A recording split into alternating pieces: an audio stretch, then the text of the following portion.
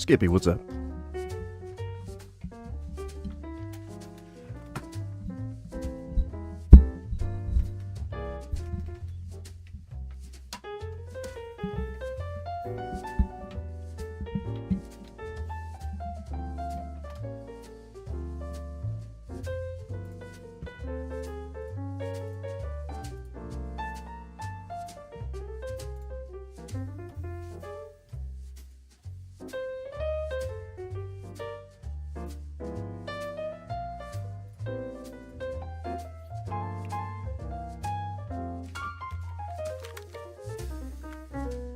I'm also enjoying the easy listening.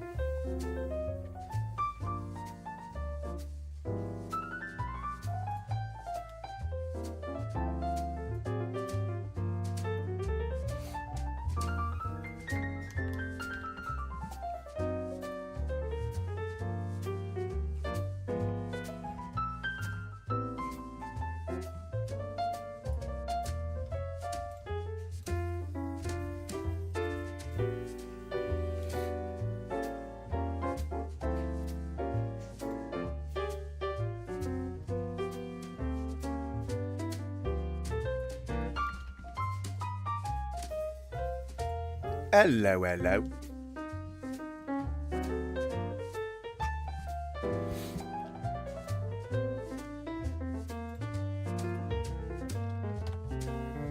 I am just, real quick, posting on my socials.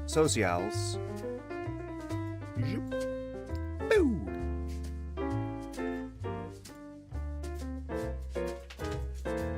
Oh my gosh. No, I'm not feeding you yet. Jesus fucking Christ. Sign up? What? No, I don't want to sign up. No, not...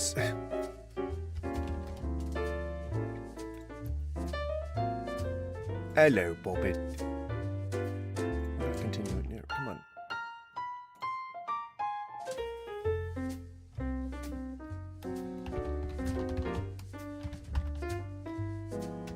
What is my username?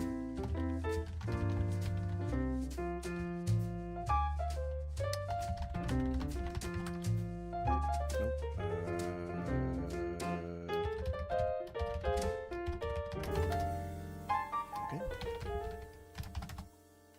Nope. Is it?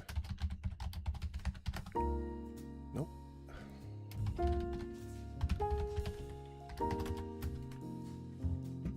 Hey, we found it. We got it. Okay, cool. Okay, do that. And then do this. Obviously, guys, if you are just joining, we are talking about Trumpy today. It's been a while. It's been a while since we talked about El Trumperino. And, you know, I think it's appropriate to go over the kind of stuff that he's been talking about pretty recently, which is about seeking a third term. And I mean, I know we heard whisperings of that for the last few, I think, I don't know, the last few years, people have been telling rumors about old Trumpy Dumpy trying to seek a third term. And he keeps saying that ain't his bag, baby. But he keeps entertaining notions of it, right? And you know, perhaps that's a bad thing, at least for Americans. So that's why we're here. We're here talking about it. We're here chilling about it. We're here. Sorry, I'm trying to at the same time handle the rest of my housekeeping issues, so that I can pay my full attention to you guys. Blue Sky handle? I think it would be probably either. I don't know. It would be what my username is on here. I think. I don't know. Unfortunately, I'm sorry. All right, I am just getting the URL for the stream real quick. put, I guess I'll put the Twitch one here.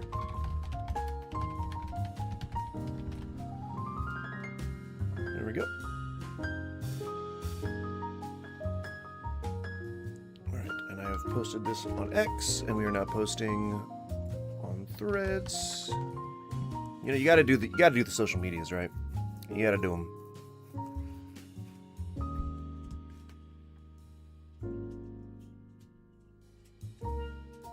Oh, sweet. Cool. I was afraid that a plumber would be coming by today, but apparently that's not happening. Thank the frickin' Lord. Thank the frickin' Lord. If you're just joining... Jesus, we went from 12 viewers to 3 in a matter of a second. If you're just joining, the only reason I have subs only, as far as chat goes, is just because I'm trying to build the community. If you could just please click that sub button, and then you can chat freely. There is no time to wait. You can chat instantly once you subscribe. I'm just trying to get the subs up. That's really all I'm trying to do. So, take that as you will.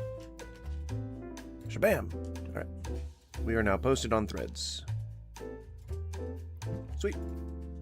Alright, and if you're just in on the vertical mode, try to hang out a little before you swipe away, please. We are really, again, trying to build the community. We're trying to get the watch time up. We're trying to get the subs up. We're trying to get the viewers up. So if you could please just hang out for a little bit. If you, in any way, shape, or form, appreciate any kind of commentary having to do with political, religious stuff, typically anti-political, anti-religious stuff, then please feel free to stick around and hang out for a bit. I am a pretty welcoming creator. I like to have people of all types of voices weighing in and giving their opinions and stuff. So if you like doing that, if you like telling people what you think, then why don't you just sub and start doing that here? Why the hell not? You know, it would help greatly. It would help greatly. Anywho, let's take a look at some TikToks.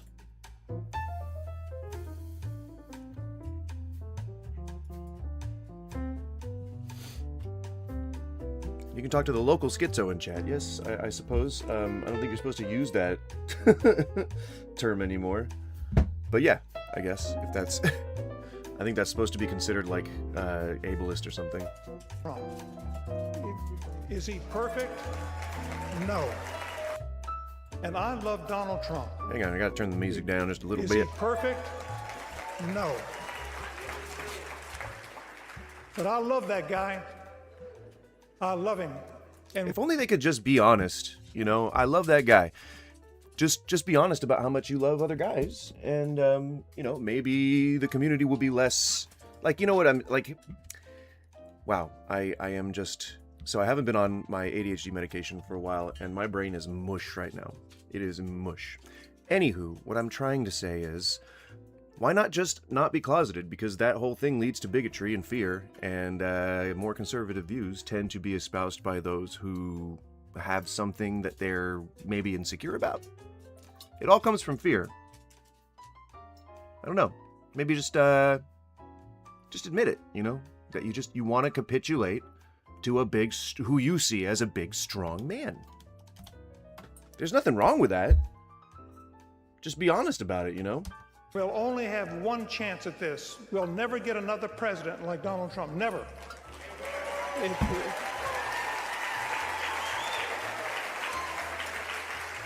And that's why it's important that we do everything that we can to try to get him reelected. I'm sorry?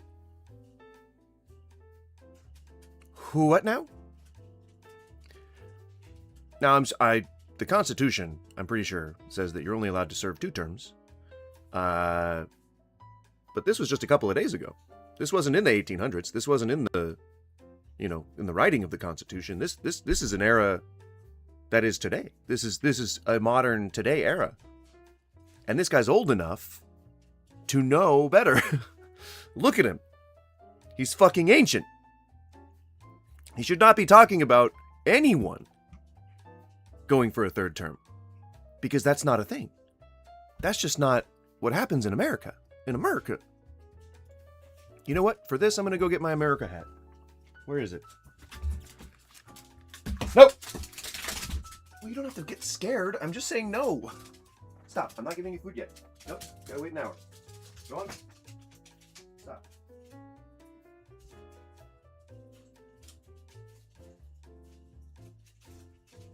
Guys, it's not happening yet. I don't know what you think's going on. All right, here we go. All right. Now we are properly adorned for the occasion, okay? The hat is to lure in the people who are like, oh, he must be a patriot because he's wearing an American hat as a hat, or American flag as a hat. It's a little bit of clickbaity deception. All right, you see the thumbnail and you're like, oh, that man must be a true patriot. And I love Donald Trump. So, it's pretty crazy. I mean, it's pretty crazy. It's a little weird. It's a little strange. It's a little befuddling when someone suggests that a president that they just happen to like is touted as saying that we're gonna seek a third term. I mean, I am not a constitutional scholar. You know, I don't speak with authority on the Constitution, but it's available. It's right there for anyone to read. Anyone can go and read the Constitution. It's a publicly available document. And it grants rights and privileges to all the people who are inside of the borders. And gosh darn it, it says you really can't go for a third term. Unfortunately, there are people who believe, some of them lawyers, that we can circumvent that little bit of the Constitution. People start reading my new book. I have a new book that's out this weekend. It's called Could President Trump Constitutionally Serve a Third Term? And if you think I've been attacked up to now, wait until this book gets out there and people start reading it. You can get it on Amazon. And it makes the constitutional case for why a two-term president, whether it be President Trump or President Obama or President Clinton or President Bush, could serve a third term if they're not elected to it. If they do it via the vice presidency or the Secretary of State, or if they do it via the electoral, through Congress rather than the Electoral College, there's a hole in the 22nd Amendment bigger than the new White House ballroom. So there are going to be possibilities. Will it happen? Unlikely. But if the war goes on and the Democrats nominate a hard left person, and the only person who could beat them would be Trump, there's going to be, already there are people in the Republican Party who are talking about a third term for President Trump. Of course, according to President Trump, it should be his fourth term because he believes he won the second term as well. So. But the Constitution doesn't specify. Roosevelt ran for 4 terms. And wait until people start reading my new book. I have a new book that's out this weekend. What do you mean you're under attack, Skippy? What on earth are you talking about?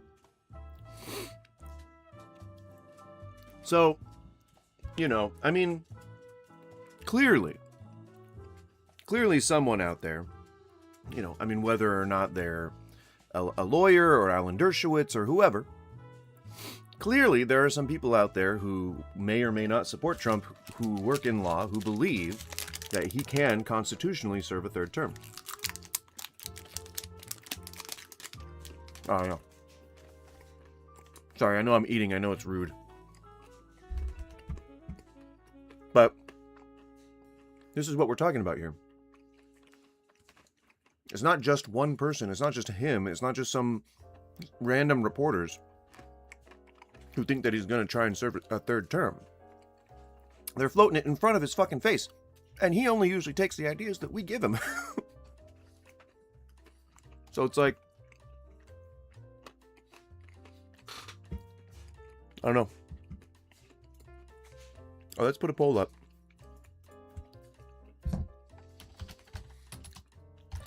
Are you a Trump supporter? Simple yes or no on the poll. Let's see what my audience is made up of. Also, if you're just joining, keep in mind that the subscribers only thing on the chat only means that you have to be just subscribed. You don't have to, not for any length of time. Yeah, we're just trying to get the subscriber count up to 500. And if we can manage that, that'll be pretty cool. And we're just trying to get the watch time up. That's how I get, I'm able to get monetized, and I'll be able to get memberships and stuff like that. So it would be really appreciative if you could just click the subscribe button. It ain't no thing but a chicken wing. And finally, in Sue's News, we have today's random fact. The contestants on Jeopardy all stand on platforms that are adjusted to... Sorry. All right, so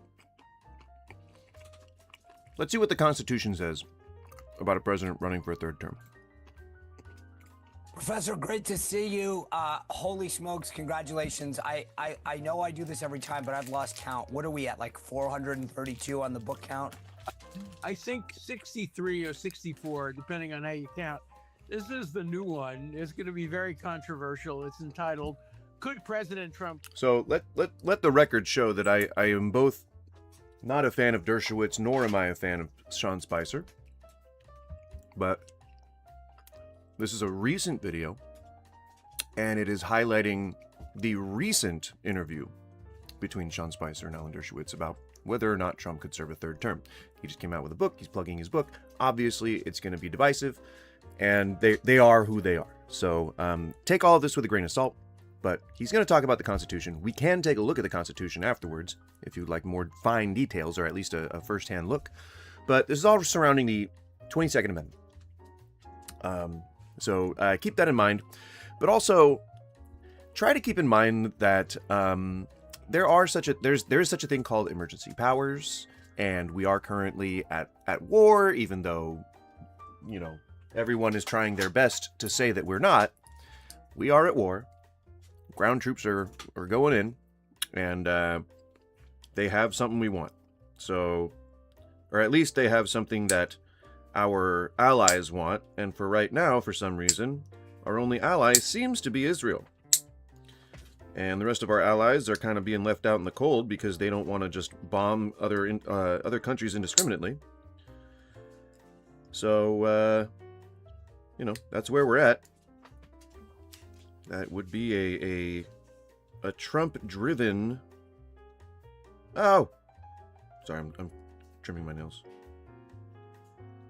Ow. Trying to do them well. I had a very long time where I would bite my nails, and now that they're finally all grown back, I want to keep them that way. So regular nail maintenance is gonna have to be a thing. What even is happening here on this one? So if you haven't had nails for a while, because you bite them all the time, and then you get nails, they're gonna grow in weird. Not like deformed weird, but weird just like they don't want to cooperate when you try to trim them. It's like, it looks normal. See that? The nail looks normal. It's a normal looking nail. But it could look more normal. You know? It could look more normal. And that's why I'm here, is to make my nails look normal. constitutionally serve a third term. And I presented a copy of it to President Trump in the Oval Office, and he went through it, looked at it, and he got a big kick out of it. So I'm sure he's going to ask, he asked you what I will. Right off the bat, I'm sure he said, can I? Yes, and the answer is you can serve a third term, you just can't be elected to it. So if you could figure out a way... Now, what does that mean? It means you could just take the presidency. It means you could just use your overwhelming military force to just occupy the Oval Office. But I guess let's hear him out. Being appointed president, and there are various ways that I suggest in the book, he could be appointed vice president at some point if the vice president leaves. There's a mechanism for appointing a vice president. Rockefeller was appointed, others have been appointed vice president. And if he then succeeds to the presidency, he can serve that term. I'm not going to give away the whole book, but there are like 7 or 8 different ways in which a 2-term president, whether it be President Clinton, President Obama, President Bush, or President Trump, could serve a 3rd term. Why are you saying that? We all know that you're talking about Trump. Like, it's just very specific Like you're specifically talking about Trump about this. Like, what? The framers of the Come on. 22nd Amendment. There it is. Okay. No person shall be elected to office of the president more than twice. That seems pretty cut and dry, does it not? And no person who has held the office of president or acted as president for more than 2 years of a term to which some other person was elected president shall be elected to office of the president more than once. That's the language I think that people are going to try to call into question. What that means is that you're not supposed to just get into office. It doesn't mean elected into office. It just means, or at least my interpretation is that it is just loose language. Like, yes, it's a legal document. They really should have been way more specific. But I think that it's because of that line. Where is it? And no person who has held the office of president or acted as president for more than 2 years of a term to which some other person has been elected president shall be elected to the office of president more than once. That's what I think that it was. Like, it's not about being elected, it's about being installed, or it's about being appointed, or it's about even just becoming the president more than once. Like, it's like they're talking about like how if the 14th, was it 14th? Not the 14th. 26th. It's the one, the 24th maybe. It's the one where you're talking about the mental health of the president. If you have to be like replaced, then it's his replacement. If they're acting as president, they can't act for, or they can't be elected more than once if they've acted as president for more than 2 years, because they basically served a term of presidency, essentially, at that point. But this article shall not apply to any person holding the office of president when the article was proposed by Congress, and shall not prevent any person who may be holding the office of president or acting as a president during a term within which the article becomes operative from holding the office of president or acting as president during the remainder of such term. Obviously, the rest of it is just nothing. The rest of it is just like whatever. It's all talking about the people who are in office while the Constitution was, or while the amendment was being drafted. That's all it is. But the meat of this here is that no person shall be elected to the office of a president more than twice. That's very simple boilerplate language. Not boilerplate language. It's very simple, very easy to understand. It's an easy concept to wrap your head around. This is the one that raises problems, though.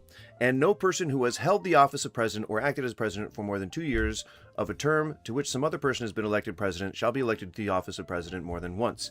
He can still technically, in terms of this, in terms of what it says here in the language, he can still technically be appointed president by, as Dershowitz says, by the vice president, and can seize emergency powers. So it all has to do with whether or not the person is elected. And so if he just takes the presidency, that could be illegal under the Constitution. Deliberately, willfully rejected the notion that a president couldn't serve. It was proposed in the amendment, but they turned it down. They said, no, we're just going to preclude a president from being elected to the third term, not serving the third term. Yeah. See, it's very unclear what they had in mind when they made that distinction. He knows, clearly. He's saying it right here. But the text of the Constitution is very, very clear. The only way to change that is by constitutional amendment. So there's two aspects. There's the media piece, and then there's him. Why does he sound like Steve-O? Right? When you said that to him, which is he going to go swallow a goldfish? What was his reaction? Oh, he smiled, and, he knows he's not going to run for a third term. But I think he'd love to be able to. The more you guys say that, the more I feel like it's going to happen. Like, don't you understand that? If you are to say to people, do these people not realize no one except the most entrenched boomers are going to vote for Trump? But there are so many of them that make up the majority of the voting bloc that it's going to be very hard to overcome that until they're all dead. You know what I mean? Like, until they've all died of old age and new generations take over. The next one is Gen X. Like, I feel like Gen X is going to swing the pendulum like way onto the left side of things. Especially because it seems like most of the people that I know from my generation want Newsom to be president. Personally, I really don't care as long as it's not Trump again. Well, Vance would be and Rubio would be bad. Anyone in his administration on the right would be pretty bad. Bad choices. Say, look, Dershowitz. But they keep trying to qualify. They keep trying to say, like, now we know that Trump isn't going to run for a third term. He kept saying he wasn't going to start any new wars. He kept saying that he wasn't on the Epstein files, that they were a big nothing burger. And now he's trying everything he can to distract from that. Like, holy fuck, man. You don't have to be dishonest to be a Trump supporter. I don't know why so many of you are. You just have to talk about the stuff in real time, like the honest truth about your racism, about your transphobia, about your Islamophobia, about your xenophobia, about the Christian nationalism, all that shit. Just tell the truth about it, and your side isn't gonna get rid of you. Being racist isn't illegal unless you infringe on somebody else's rights. But you guys are so afraid of public perception that you just cannot fathom telling the truth. It's like anytime I've ever, like when I was debating, when I had a debate with any Trump supporters, it would be like, it's Christians do the same thing too. Like they have to feel like they have to make up a lie, because if people heard the truth, they would disapprove of it, or they would disapprove of them, or whatever. Your guys' side is full of people who support you. They're all racist too. They're all Nazi adjacent too. They're all PDF files too. Like, they all want the same things as you. Just be honest with yourself and be honest with them. It's clear that Trump is considering running for a third term. I don't think that anyone who has a fucking brain in their head isn't going to realize that. Which is, again, the reason why Trump says he fucking loves the uneducated. He loves the uneducated. They got him voted in. We got him voted. They voted me in. I love the uneducated. Says I can serve the third term, but I'm going to be George Washington and Thomas Jefferson, not Franklin Roosevelt, and I'm going to make what's the best decision for the country. I'm not going to run for a third term. I'm not going to serve the third term. I think he enjoyed the concept. And wasn't FDR forced to take emergency powers? I don't remember. I don't really know that much about FDR's legacy, but I think it was during wartime, right? And Eisenhower and stuff. Weren't all those like? I mean, he didn't have to serve extra time. I think he went in after FDR was done, didn't he? I don't remember. The book itself is really like a Harvard seminar. I go through all the arguments pro and con. It's exactly the way I would teach a course at Harvard if I asked the question, does the 22nd Amendment permit a president to serve a third term? So I go through all the arguments, and then I leave it to the reader to come to the conclusion. My own prediction is that President Trump is not going to serve a third term. He's going to be close to 90 years old at the time, and I think he's going to finish his 2 terms. So I think there are 2 ways that people generally look about this. The people that don't like Trump say that, well, we and who are on his side, say, well, we still want him. FDR was not a good president. He put American Japanese in camps. Well, no shit. I didn't say he was a good president. I'm just saying that I think there was an excuse for him having to have more than 2 terms. I don't know, though. I don't know if he had more than 2 terms. Again, I don't know that bit of American history, but I was not saying that he was a good or bad president. So there's 2 groups of people on each side of this argument. They're all on his side. I mean, they're all part of the MAGA sphere, but the people that like him want him to start a dynasty. They want him to bring his son in. They want him to bring his other son in. They want him to bring his other son in. They want him to bring his daughter in. They want all the shit that was happening in the first administration to keep happening. They want all that to happen. They want, a Barron Trump presidency right after Donald Trump for some reason. He's got older kids, but they're all like, Barron Trump for president. I don't know why. But then the other side are the people that want to see him fail, but like with them in power. Do you get what I'm saying? Like, they want the president to die in office so that the vice president can then take over, who is better for their agenda, much younger, used to be a critic of the president, and can perhaps fit their plans a little bit better. There are those 2 groups, and they both are trying to cover up the idea that he would ever try to run for a third term. Very badly. His second term has been the strongest presidential term in modern history, really going back to Jefferson, Lincoln, and Roosevelt. This is the same, Trump dick sucking that a lot of the people on the right tend to do. It's really just oh, he's better than Lincoln, he's better than Washington, he's better than FDR, he's better than every president, he's the best modern president anybody's ever known. All that shit, just glazing him. Who did important things during their first and second terms. So he's going to go down in history, and particularly if he can bring off a victory against Iran in this war, he will go down in history as the best foreign policy president in modern history. Certainly. Probably in the same vein as Obama, with all the drone strikes and stuff. But I don't know if best is a good term to use. Certainly impactful. But I think best is really up for interpretation at this point. As compared to Obama and some of the others who allowed Iran to really dictate the terms of their control over so much of the Middle East and the world through their terrorism and their surrogates. So, we are responsible for creating the dynamic in the area. We created the climate in the Middle East with our constant intervention, our constant regime change. We are the ones who enabled that shit. Plus our allies, Israel specifically, are going in and bombing these places with our assistance. And we're about to put troops on the ground. So yeah, it's been bad in the area, but we were involved the entire time. As far back as the League of fucking Nations, you guys. we are the ones that did that. It's like the people who are angry at tipping right now. They're angry at tipping because prices are so high, and then they feel like they're being asked to drop an extra amount of money for people who are historically underpaid. And my reaction to that is, motherfucker, this started 100 years ago. You had all that time to vote for change. If you didn't like tipping, if you thought that it was somebody exploiting somebody and then using you to subsidize their wages, which it's not, by the way, then you had all this opportunity to fucking change the way things work. But it's clear, at least to anyone who pays attention, that the biggest proponents of keeping tipping the way that it is are the servers that make more than average wages making tips.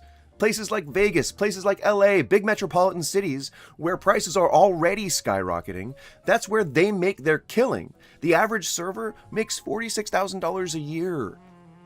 That's like nothing.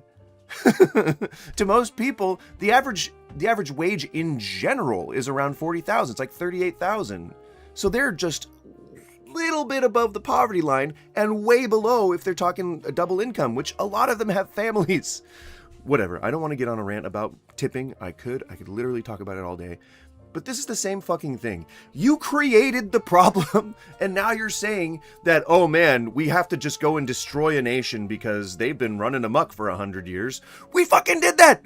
We fucking did that, you guys! We did that! We didn't have to, and we're certainly not going to take any blame for it, neither will Israel. Holy shit. Fuck these people, man. To be a great president. And by the way, having said that, this military action, the one in Iran, is the most important war. It's a war. Military action taken by the United States. War. Iran war. States since the Second World War. And it will change history if it succeeds. It will also change history if it fails. But it's the single most important one. Just imagine if they had been President Trump in 1935 and 1936 instead of Chamberlain. And if they had gone after Hitler in a preventive war, it would have saved 50 million lives. So you're saying that Trump would have ended World War II before it began? This is Alan Dershowitz. This is a very, I don't know, I would feel like a man who might be impacted by some of the negative choices that were made, perhaps toward his people during World War II, perhaps. And I get that it's a hot button issue, especially for Jews, because they were persecuted so hard during that time. My heart goes out to them. I have complete empathy and sympathy for their empathy and sympathy. You don't get that very often. I have complete empathy for their situation as a people. And I think that probably the best way to move forward is not to start emulating the radicalism that brought you to where you are today by then turning around and doing it to somebody else. And if we're talking like if we're saying, as Dershowitz is saying, that Donald Trump, if he existed back in the days of the early days of World War II, that he would have been able to prevent World War II when we have troops about to hit the ground, when we are about to have boots on the ground in Iran. It seems almost completely detached from reality at this point. Do you think he's forgetting that? Do you think he's like, or is it purposeful, just so he can sell his book? I mean, it's all grifting. It's grifts all the way down. But maybe the cognitive dissonance is too much for him to handle, and he's just like going around full circle into supporting a guy who's clearly saying Nazi things. I don't know. Perhaps the money's too good. I don't know. 50 million lives. But we messed up in 1935 and 1936. We didn't wage a preventive war. And that's why... No, Alan. War is not the answer. You just said that you wanted to have Trump use a preventative war, which, again, is fucking dumb, in order to stop World War II. But that's the reason why it escalated the way that it did is because the European Union allowed, it wasn't the European League of Nations, allowed Hitler to expand. They appeased him. They gave him the Sudetenland. They gave him the Rhineland. I think he invaded and conquered the Rhineland, occupied the Rhineland. But he went in there and he took it, and they were like, "All right, now Adolf, pull it back a little bit, okay? Could you try not to invade any more countries?" And then Austria comes along, and they're like, "We got to set up our stage for world domination, right?" And so Austria comes in, and they go into Austria, and they're like, "We're going to take Austria. Enjoy." A preventative war would not have changed that. We were not in a position to be the biggest, boldest, best army in the world at that point. I mean, we were doing damn good, and we had a huge fleet that was then somewhat crippled by the Japanese. But we took it to them. We kicked the Jerrys out of Munich. We made old Adolf sit in that bunker and think real hard about what he did. And then he prayed and was probably absolved and is now in Christian heaven. Congratulations, Christians. Enjoy heaven with Hitler. This preventive battle, this preventive military action could save as many lives as the intervention before the Second World War could have saved. And we'll never know how many lives it saved if it works. Because you're speculating, doing a disservice to your entire culture, to your people, to your homeland, to your... You're making yourself look real bad right now. Real bad, Alan. Real bad. If it doesn't work, and if Iran does develop a nuclear bomb, God forbid... When was that happening? When was that happening? Because I recall, back in the Cold War, there was a lot of propaganda about Cuba building a nuclear bomb. That didn't turn out to be true. There was also a lot of rumors about Iran building a nuclear bomb. That didn't turn out to be true. Then they said, "Oh no, it's not a nuke. They're actually developing thermobaric bombs." When that wasn't true, they're like, "No, they're actually making depleted uranium bombs." When that fucking wasn't true, they're like, "Well, they're still making dirty bombs." And that wasn't fucking true. They went and inspected that one. Then they had the Iran nuclear deal. They had the Iran-Contra. They had like the denuclearization of the country before it even got there. I think they were ordering depleted uranium, or they were ordering uranium, some bullshit, back in the 70s. So it doesn't really seem like they were up to much other than in response to things that we did. So, I don't know. I don't think Trump's the guy to fucking handle it. Forbid, we may learn how many lives we might have saved, just the way we learned it in the Second World War. But I'm hoping it will succeed, and we'll never know the answer to the. Right. Woulda, coulda, shoulda.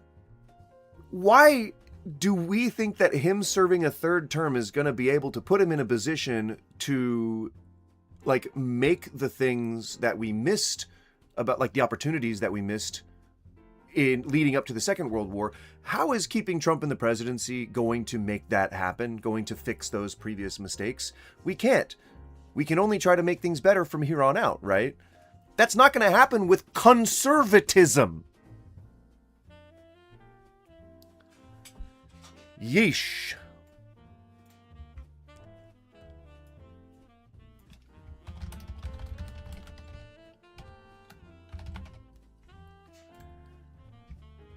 Plain and simple. Goddamn, Alan. What are you doing? What are you doing, man? What are you doing to yourself? What are you doing to the country? What are you doing, Alan? What are you Question: doing? How many lives did it save? You guys know how much I've prioritized sleep. I talk about it all the time. And the grift continues. Sean, I don't want to listen to you talk about fucking sleep. War since 1939. Obviously, that's it. Constitutionally and important war since .com/Spicer. Use code Spicer. Guys, I really think we should go ahead and violate the Constitution. Anyway, let me tell you about these sheets that I have. All right, these sheets that I'm selling, they're really soft. They're awesome. Okay, enough about these sheets. Let's talk about how Trump could violate the Constitution. 20% off. Some Ghoulish. exclusions to apply. See the site for details. Fucking ghoulish. I know that you've said that it was the most important war since 1939. What the fuck is Trump 2.0? Can somebody help me out? Is that an app? It's available on Amazon. What the fuck is Trump 2.0? Obviously, that's it. Constitutionally and legally, is he on strong footing right now when it comes to what he needs to do with respect to Congress? No. The language of the Constitution is extremely clear. No president shall ever serve more than 2 terms. Absolutely. We've never Nope. Alan. Something tells me that you've got interests elsewhere. had a declaration of war since we declared war on Romania after December 7th, 1941. And we fought many wars, Korea, Vietnam, Afghanistan, you name it.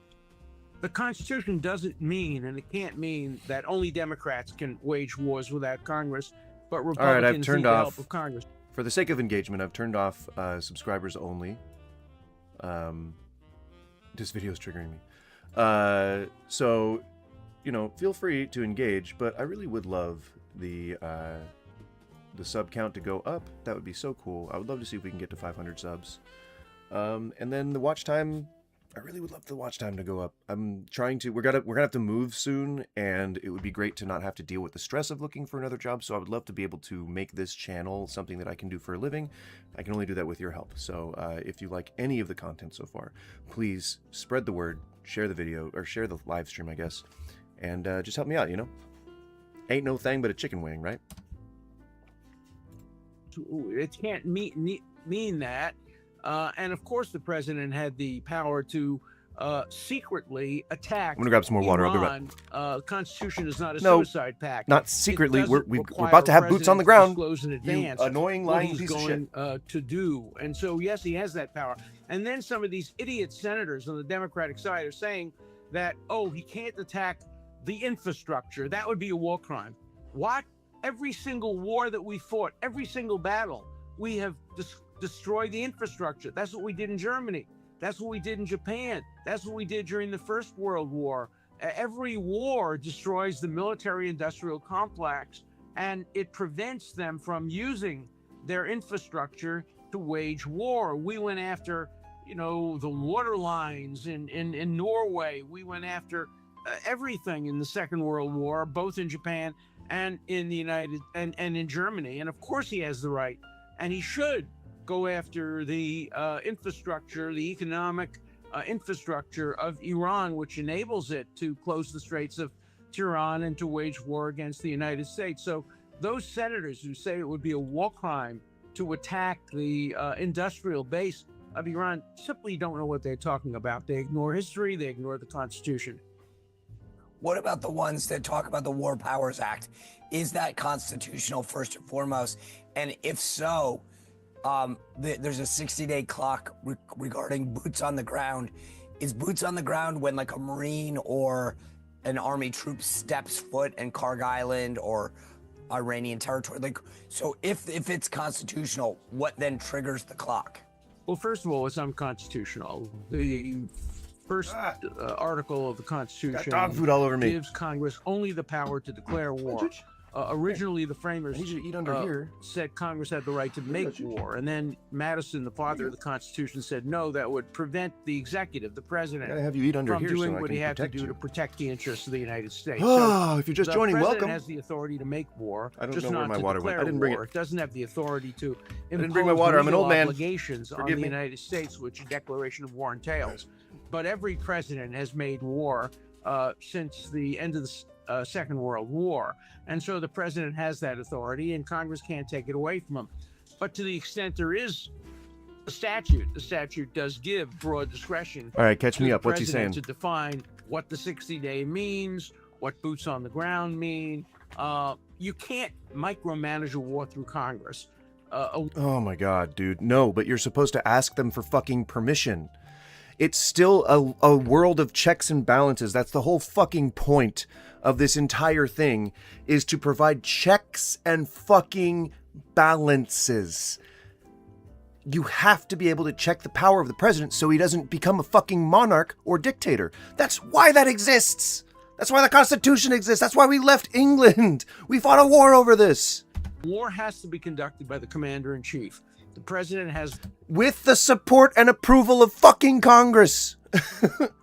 Trump's great. He serves Israel. That's the gist of it. For real. For fucking real, dude. power and the authority to decide when to send in the Marines, if and when to take over Karg Island, whether to bomb the electric grid, and all of the things that only commanders-in-chief can decide. You can't No. Sorry, but no. That's not how fucking democracy works. You disingenuous piece of shit. have a congressional vote how to conduct a war. So, when they talk about what their Congress's role will be, what should Congress do? Sit back and just pass the funding? Should they be able to ask questions? Because there's going to be this debate now about what No he oversight. needs to do going forward. They don't want oversight. Oversight, I mean, if it's objective oversight, they don't want it. If it's someone their side who is willing to say, like, well, I'm going to have to take a look at some of these records. Do you guys remember when we were talking about Daredevil's episode 1 from Born Again season 2 last week? There's a part in it where there's two guys, because remember we were talking about how it was DeFontaine who was calling off the oversight guy, and I didn't know that, and someone I'm Smoke was watching on Twitch and was like, yeah, you can. He actually drops the name, and I was like, oh shit. And so we, long story short, we saw the clip, but they called and they were like, he was like, understood, yes, Miss DeFontaine. And then he was like, don't worry, Wilson, all of your stuff is fine. And he's like, the oversight, and he's like, oh, it'll be no problem. That's exactly, Trump just wants to run the country like a mob. Like a mob run business. He says like a business, but then he takes out the mob run part. Because, people like to just omit the truth a lot. It's just kind of what happens in Congress politics. can have hearings about whether to fund continuing aspects of the war. That's the one thing under Article 1 of the Constitution that Congress has the authority to do, funding and defunding. If a Democrat wants to... I'm pretty sure approving the Casus Belli, or Belli, I'm pretty sure approving that is part of Congress's responsibility. They are the ones who give war powers to the president. The approval of Congress. That's specifically the language they use. The approval of Congress. Not just the support. Soldiers, that's a political vote that he or she could make and pay the consequences for it. But all Congress can do is hold hearings, ask questions, and withhold funding. It can't tell the president how to conduct a war, when to make peace, when to negotiate. Those are all executive functions. Oh, hey. And the It's president funny has the that. sole God authority damn it! to make Why do I those keep decisions. clicking on other things? So you've Sorry, I wanted to replay that. When to make peace, when to negotiate. Those are all executive functions. And the president He's specifically not mentioning the things that the president has to seek congressional approval for. He's specifically not mentioning actually going to war or bombing a country, when those are the things that you need the approval for. It's not, once the war is already started, like, yeah, then the president can be the one that makes peace, even though I'm pretty sure he's still got to get congressional approval for any of that shit.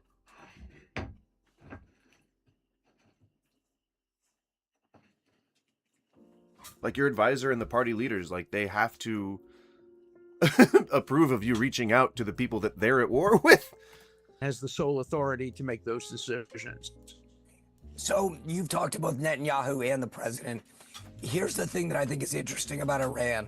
It's not a normal infrastructure. Not sole authority. Never sole authority. That's not what it's always. That's not what it's been. That's not why we built the country the way that we did. We built a system of checks and balances in order to curtail absolute fucking power. Because, as Voltaire said, absolute power corrupts absolutely. I'm not sure if it was a Voltaire quote. I'm pretty sure it was. Setting the narrative ahead of the schedule so it's less shocking when it happens. Well, that's the Project 2025. Their credo is to cause enough chaos so that it desensitizes the average person to the monstrosities of the things the president does. That's why his supporters support war. That's why his supporters support the idea that he's a PDF file, you know? Like, they just don't care. They care more about owning the libs and getting the trans people out.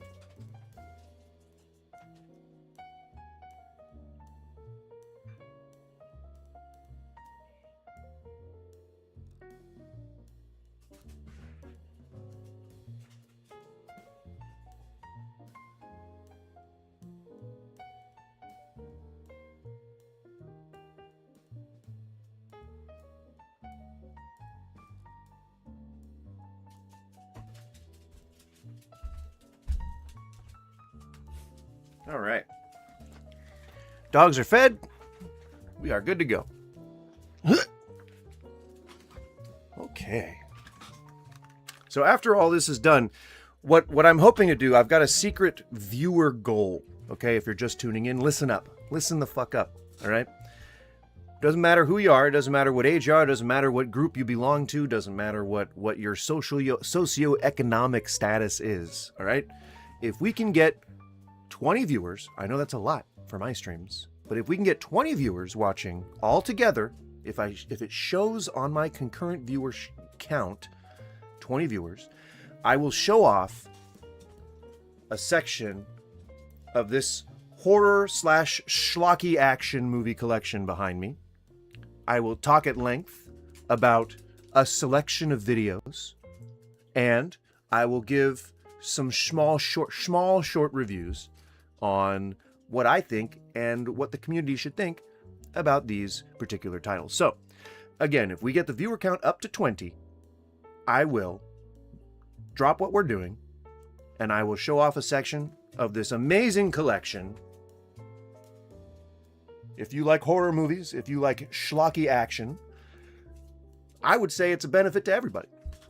The reason we're doing this is because I'm slightly celebrating my wife, who is also content creator. She doesn't do it for a living. She would like to, though, as well. She makes horror clips of fun, 80s movies, and mostly 70s and 80s, mostly schlocky horror, mostly B horror, all that kind of stuff. What others would call money laundering ventures. And she clips them, and she cuts them, and she puts them up on places like Instagram. She has got almost 40,000 followers, and she gets hundreds of thousands of views. It's so cool. I'm so proud of her. And she is donate a 3-month WoW sub. Yeah, maybe not. Maybe don't do that. I don't want to get sucked into WoW again. Thank you. But she actually just was followed. If you're familiar with the name Joe Bob Briggs, she just got followed by his account, as well as Darcy's. I am over the fucking moon. I am over the fucking moon. I'm so proud of her. I'm so happy for her. And she's at the point where she could actually like monetize her content. I'm way far off because I do serious stuff and she does more like fun, whimsical stuff. But like, because that's, you know, the best way to grow, I think, is just to be as broadly appealing as possible, and taking a staunch stance against entire groups of people is usually you know, a good way to drive them away from you. That's where I'm at. That's where she's at. So, as a bit of a way to go, I'm putting just a tiny little a concurrent viewer challenge out there. So maybe, is that a thing that I can do in a poll sense? Like, can I like make a new poll and be like, do you like horror movies or something? Or no, let's change the entire title. Let's change the whole title, because I still have my normal title is fine.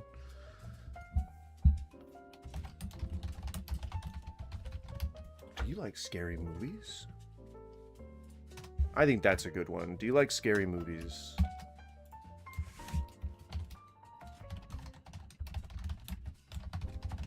Viewer count challenge. There we go. See if we can do that.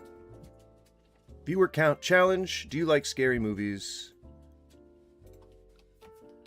Old horror or old action?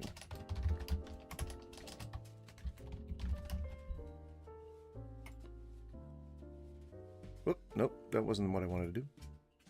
Where's that poll? Get the poll out of here. Get the poll out of here. We'll do another poll. Horror or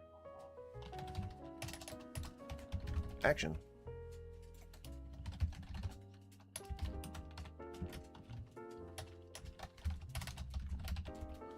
All right, guys.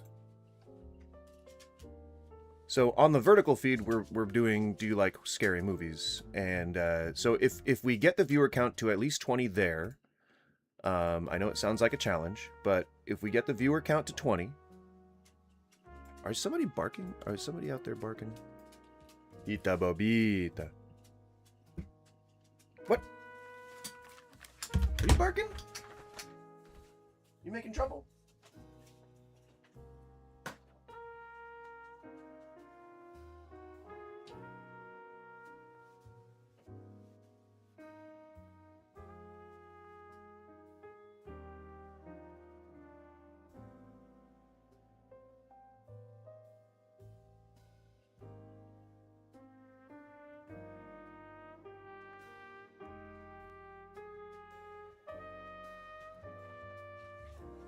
Oh, that was weird. They were doing like, they were doing some kind of drilling into the outdoor or the outer wall of my apartment. It's in the common area, so I can't really, nothing I can do about it. But it's weird, a little weird, a little strange.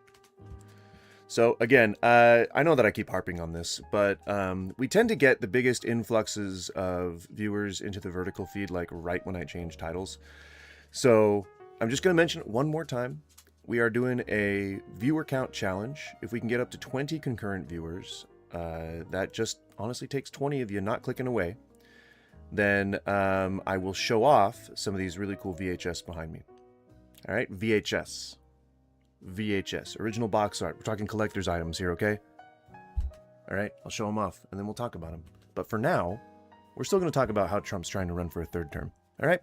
Structure, command and control, where you take out the top guy like we did with Venezuela and then hope that the second person. How do you see this playing out? Because Iran has shown through this missile firing at Diego So many people keep saying Iran. It's Iran.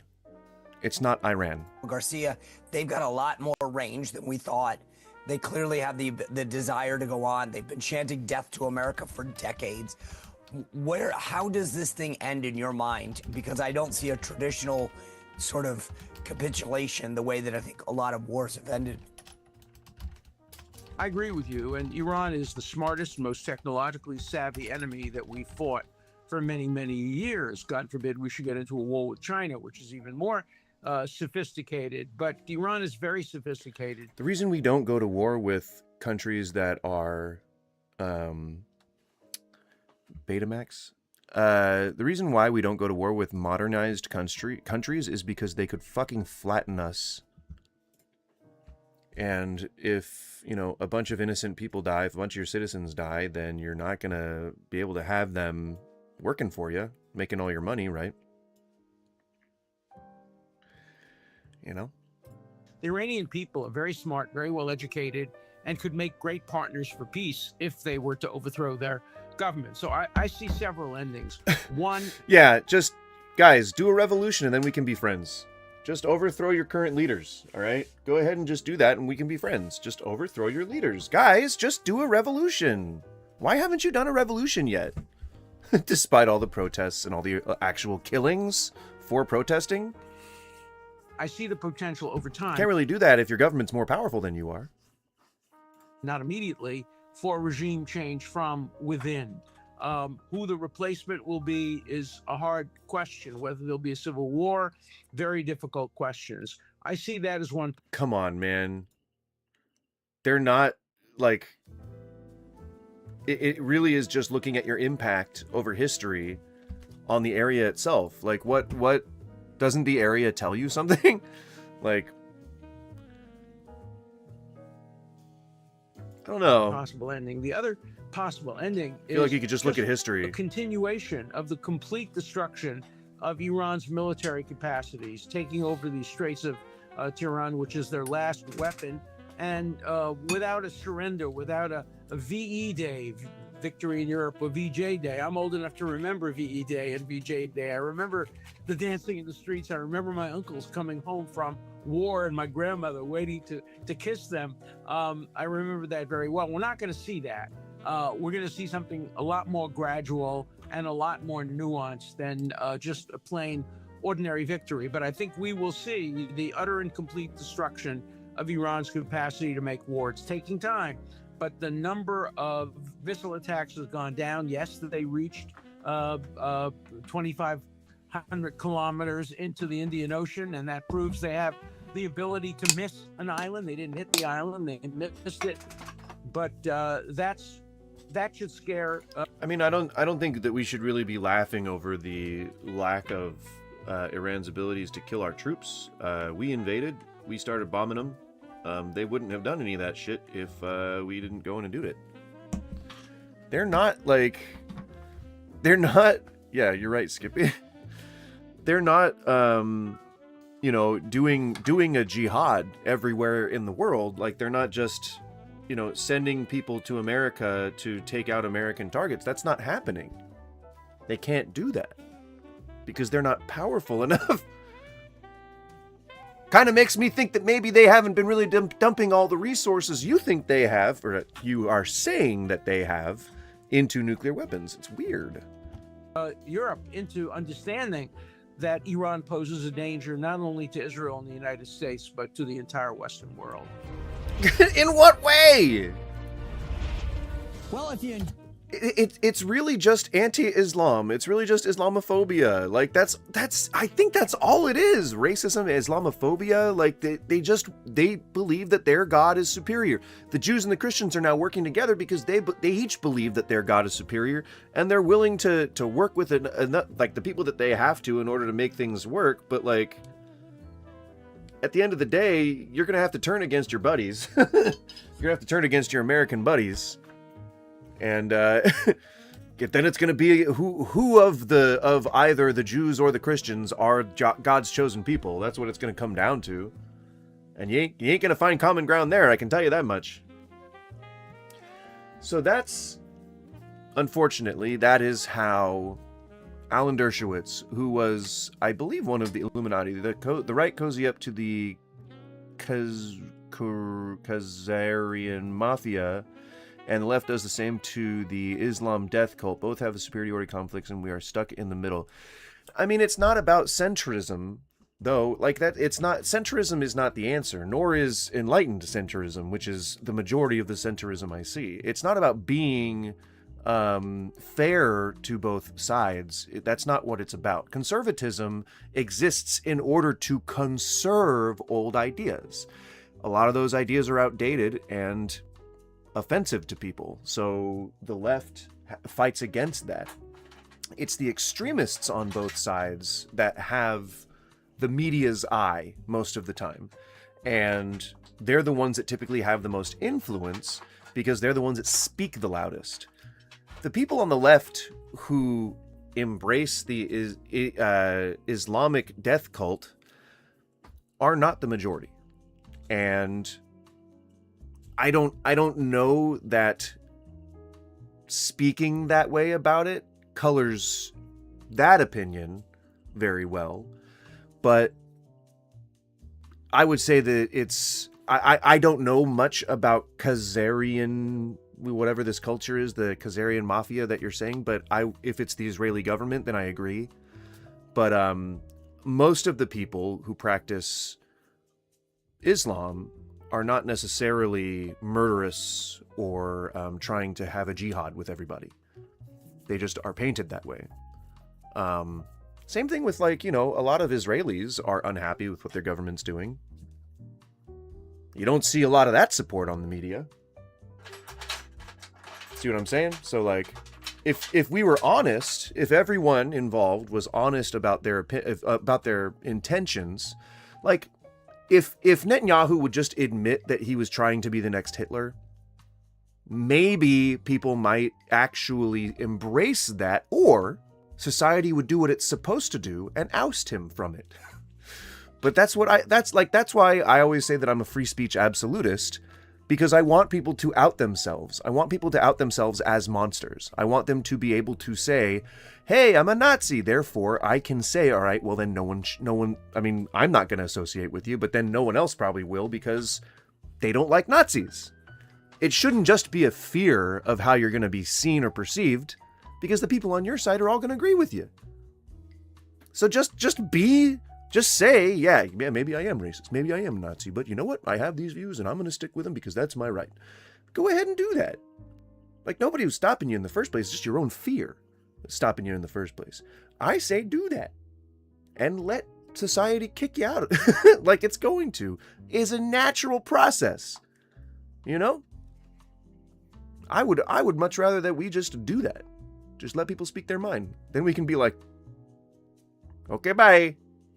And just ignore them from then on. I would love that. Be super into it. Hey, what's up, everybody? Good afternoon. I am Jake. No, my lighter. And you are watching a very special hour of MS Now, live from the No Kings protest in downtown Los Angeles. Take a look at this. It is a live look from our drone above Gloria Molina Grand Park here in the heart of LA, where people are starting to gather. And in about an hour, they will march through downtown Los Angeles as they have so many times before. This is the third nationwide No Kings protest in the last 8 months, and early estimates say it could be the biggest one yet. Americans are coming out in massive numbers to protest against President Trump's most unpopular policies. And Americans have even more to be angry about this time around. Since the last No Kings Day in October, President Trump has continued his immigration crackdown, with 2 American citizens, Renee Nicole Good and Alex Preddy, dying at the hands of... A soft Dremel bit? You mean like one of those nail trimmers for dogs? Because I have the rough Dremel grit, and it is not good for them. It like heats up their paws to like burning. I tried it on my own nail once, and I was like, fuck you! Burnt way too much. I don't know how people can suggest that for dogs. But yeah, there's like a Dremel tool that is a Dremel tool like in everything but name. It's specifically a Dremel tool, and because it fits all those bits, the name brand bits, and it's less, and it's specifically made for dogs, but it's just a Dremel tool. That's how you save money, I guess. ...of immigration officers in Minneapolis.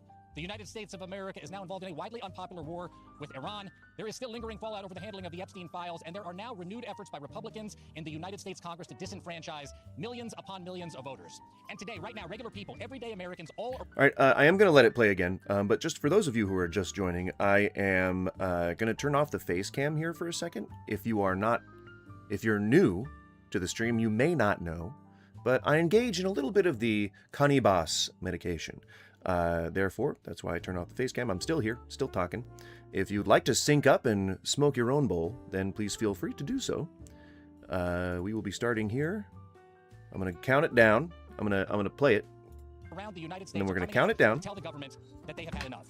Organizers expect We're going to say 10, millions of people to hit the 9, streets 8, in 7, 3,300 6, protests, maybe even 5, more than that across 4, the country. 3, We are 2, seeing this united act of 1. defiance in Light every them up, corner of our smoke them nation, if you from got them, Washington, D.C., etc., to etc. Minneapolis, to New York City. Cheers. Look at this, My right face here will be in right Los back. Angeles, where it all started last year.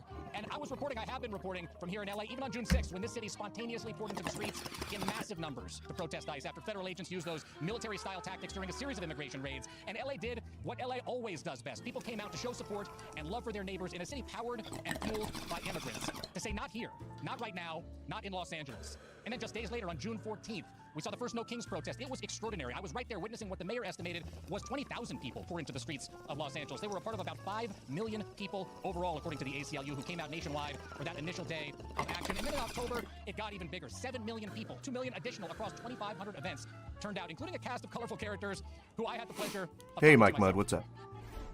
We're here to represent the loving, hardworking community of Los Angeles. We're here peacefully protesting, looking as ridiculous as we can, just so maybe we appeal to the president, because he is a ridiculous leader that is normalizing abuse of power, and we cannot stand and act like nothing is happening. All right, face cam going back on. I have to say, interviewing a unicorn was definitely a first for me and quite memorable, but today could be a big first for a whole lot of people coming out for the first time on this No Kings Day to protest this president and his More proof that unicorns exist. policies. We went over that yesterday. There's a message that we all know. There is and has always been strength in numbers. And to quote my next guest, there is courage in community. Here with me right now is Kelly Robinson, the president of the Human Rights Council. She will soon be taking the stage here in Los Angeles at the very beginning of this rally that will then lead to a march. Kelly, it's so good to see you. Thank you for being here. It's so good to see you and have something to celebrate today. The power of the people showing up. We're about an hour away from this thing getting started. Look at this. People are already here in incredible numbers. How are you guys doing today? What's it like for you to see this? What's your message going to be when you get up on the stage today before the march? This is amazing. This is democracy. And we're here in Los Angeles, a place that has such a history of activism, from fighting forward in the AIDS crisis to coming together around love after Prop 8 passed, to showing up to stand up for our immigrant neighbors when ICE was and the National Guard were patrolling our streets. That's the energy of the city. And the number of new people that are showing up is tremendous. This is a moment that people don't want to miss out on. They want to be a part of the story of America, the story of the chapter where we saved our democracy. And that's the energy you feel. It's one thing, Kelly, to go from 5 million to 7 million to, who knows how many million show up today. But what does converting all of those people actually look like to you, aside from showing up at the ballot box in November? This is a big deal. Courage and community is a real thing. There's a lot of studies of authoritarianism, and they say that when more than 3% of the population is engaged in active resistance and protest, you can stop any of the negative forces that are against you. That's what you see showing up here. And the next step is to make sure that it doesn't stop. Democracy doesn't just happen in November. It happens when we show up for our neighbors. So we're encouraging folks to show up to vote, to make sure they're engaged in mutual aid work, to make sure that folks can survive day to day, and to do what we can to support folks that are running for office as well. When you talk about the mutual aid work, I think instantly of what we saw, not just in COVID here, actually, with so many people coming out to Can you help see that? so Is many it- of their is it friends and too their neighbors, small? but in particular here in Los Angeles during those ICE raids. We are the largest undocumented population in the country. As I said just a few minutes ago, this is a city that would not operate without immigrants and who are our neighbors. They are our friends, they are our fellow parishioners, they are our classmates. There are many people who are in this crowd. Some of them even dress up in unicorn costumes and come out to protest just like this. When you draw a line from what we saw here in June of 2025 to today, and the way that this government has continued to back down, what does it say to you about the power of these protests? It says that it's working, right? Like, immigrants are foundational to the story of this nation, and we're not going to give up on each other. And I also think about queer folks, right? Renee Good was a queer woman. Don Lemon, a black gay man, arrested for exercising his First Amendment rights. I'm also clear that the story of this nation is how LGBTQ plus people have shown up in every fight. And in this moment, we understand that these fights aren't disconnected. The same folks that are making sure that the gas prices stay high are the ones that are attacking trans kids. The same folks coming after our immigrant neighbors are trying to rip your books out of the classroom. This is a fight that we all have a stake in. And I think that what you see is people coming together across all kinds of lines of difference to say, enough. We demand a nation and democracy that's by and for the people. And what you see here, this is the power of the people, y'all. She said this, the power of the people, you guys. The Human Rights Campaign has always been at the forefront of the struggle for equality, and in particular, always transgender feels- rights God damn are it. under attack today in the United States of America. It always feels somewhat inspirational and motivational when people talk with passion about something that they really care about. Pretty cool. Pretty cool to see. I'm not the kind of person that gets very emotional, but if I was, I would be feeling them intensely. Stop clicking on other things, me.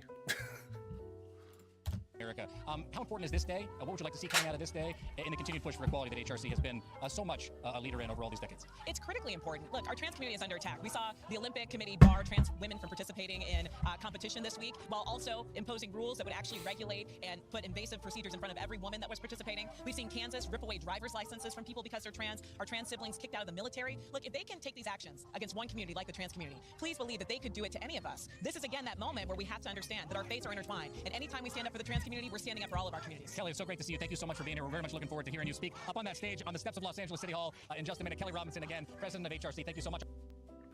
Welcome back. That's all I wanted to play from that video. I just think that it was really worth hearing. Just kind of where the zeitgeist is right now. And we covered that, so good. Yay! Now we can look at psychics. There's the telepathy tapes. I think something like this. Yes. Yes. So, in today's episode of the Talk Tracks, we're taking a deeper look into signs from the other side. What are they? Can anyone ask for them? yeah, no, okay, so that's not it. Signs from the other side. It is there's a specific thing that I'm looking for.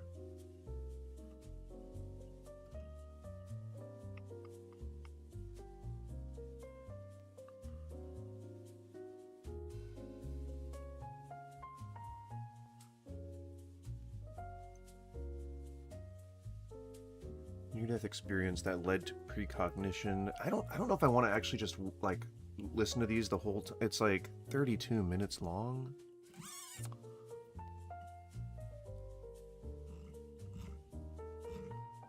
That's a lot. Maybe I'll do some research off the stream and I'll make that into like just a video, like a regular video. But I think that might be too much to dive into for today's what on earth AI bullshit.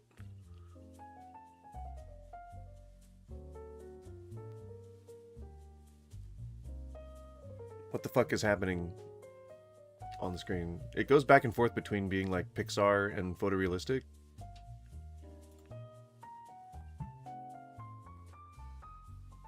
That's weird. I hate this shit sometimes. Yeah, so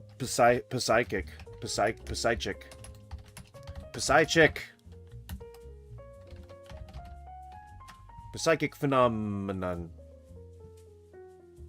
Psychic.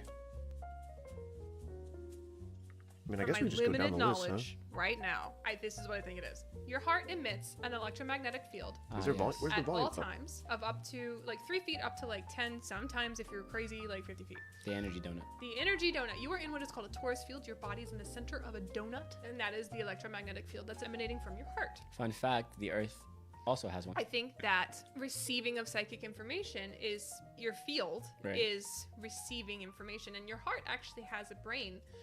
No, I've heard this before. Where what? Well, what?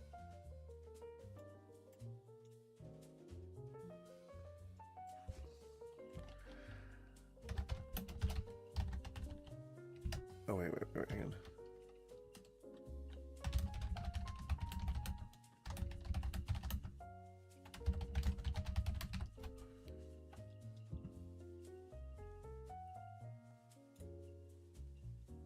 There we go. Why is this such low volume? You know? Why you gotta do this? But this is interesting. Right, and so if your heart is emitting electromagnetic energy and it's getting caught up in this field, it would make sense that it could then read and measure and then like tell your regular brain, hey, this is in my field, right? So to experience like a evidential psychic phenomenon is to be picking up information through a subatomic particular exchange of some sort in your field. From my limited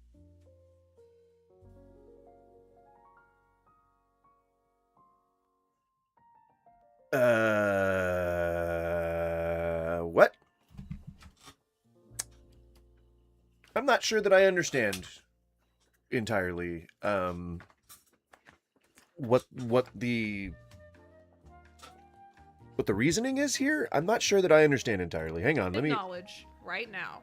This is what I think it is. Your heart emits. I'm gonna take an off the America electromagnetic hat. field Ah, yes. at We've all run times its of course. up to like 3 feet up to like 10. Sometimes, if you're crazy, like 50 feet. The energy donut. The energy donut. You are in what is called a torus field. Your I like body looking is at in the myself center like of a that. donut, and that is the electromagnetic field that's emanating from your heart. Fun fact, the Earth also has one. I think that receiving of psychic information is your field Right. is receiving information, and your heart actually has a brain. I'm pretty sure they're just speaking metaphorically. I don't think they're actually like saying that there is a literal brain inside your heart. I think they're just saying that your brain responds and reacts to stimuli in a way that a mind would, in a way that a brain would, just because it's operating on our operating system. It has sensational awareness because we have sensational awareness, and like our brain communicates with the rest of our body. And I think that that's just a very easy way to simplify it. If I'm to try to understand things face value here. I don't know why I stopped it on that particular frame. It makes it look like he's enjoying himself quite a bit. Sorry about that. No, I've heard this before. Right, and so if your heart is emitting electromagnetic energy and it's getting caught up in this field, it would make sense. This is where you take a leap here. This is where you take a leap.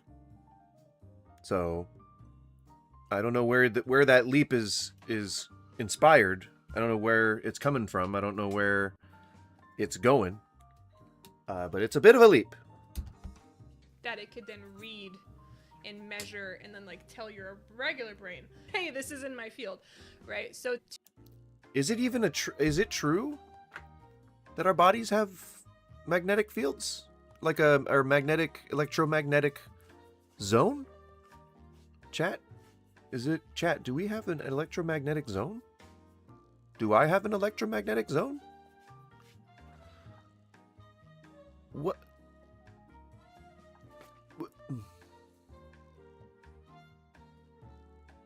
Maybe I have a magnetic zone. And if I do, apparently the world does too. And if that's the case, then maybe information is getting downloaded into that zone. So, everyone, take a look at your special zone and try to understand that zone. Explore that zone and figure out how that zone downloads information from the universe. And then work that information into that zone and then put it up into your brain juices. Seems simple enough. I'm ready. to experience evidential psychic phenomenon is to be picking up information through a subatomic particular exchange of some sort in your field. From my limited knowledge right now, this is what I think it is. Your heart emits an electromagnetic field Yes. at all times of up to 3 feet up to 10, sometimes if you're crazy, 50 feet. The energy donut. The energy donut. You are in what is called a torus field. Your body is in the center of a donut, and that is the electromagnetic field that's emanating from your heart. Fun fact, the Earth also has one. I think that receiving of psychic information is your field is receiving information, and your heart actually has a brain. No, I've heard this before. Right, and so but how do you know that that's true or that it's working?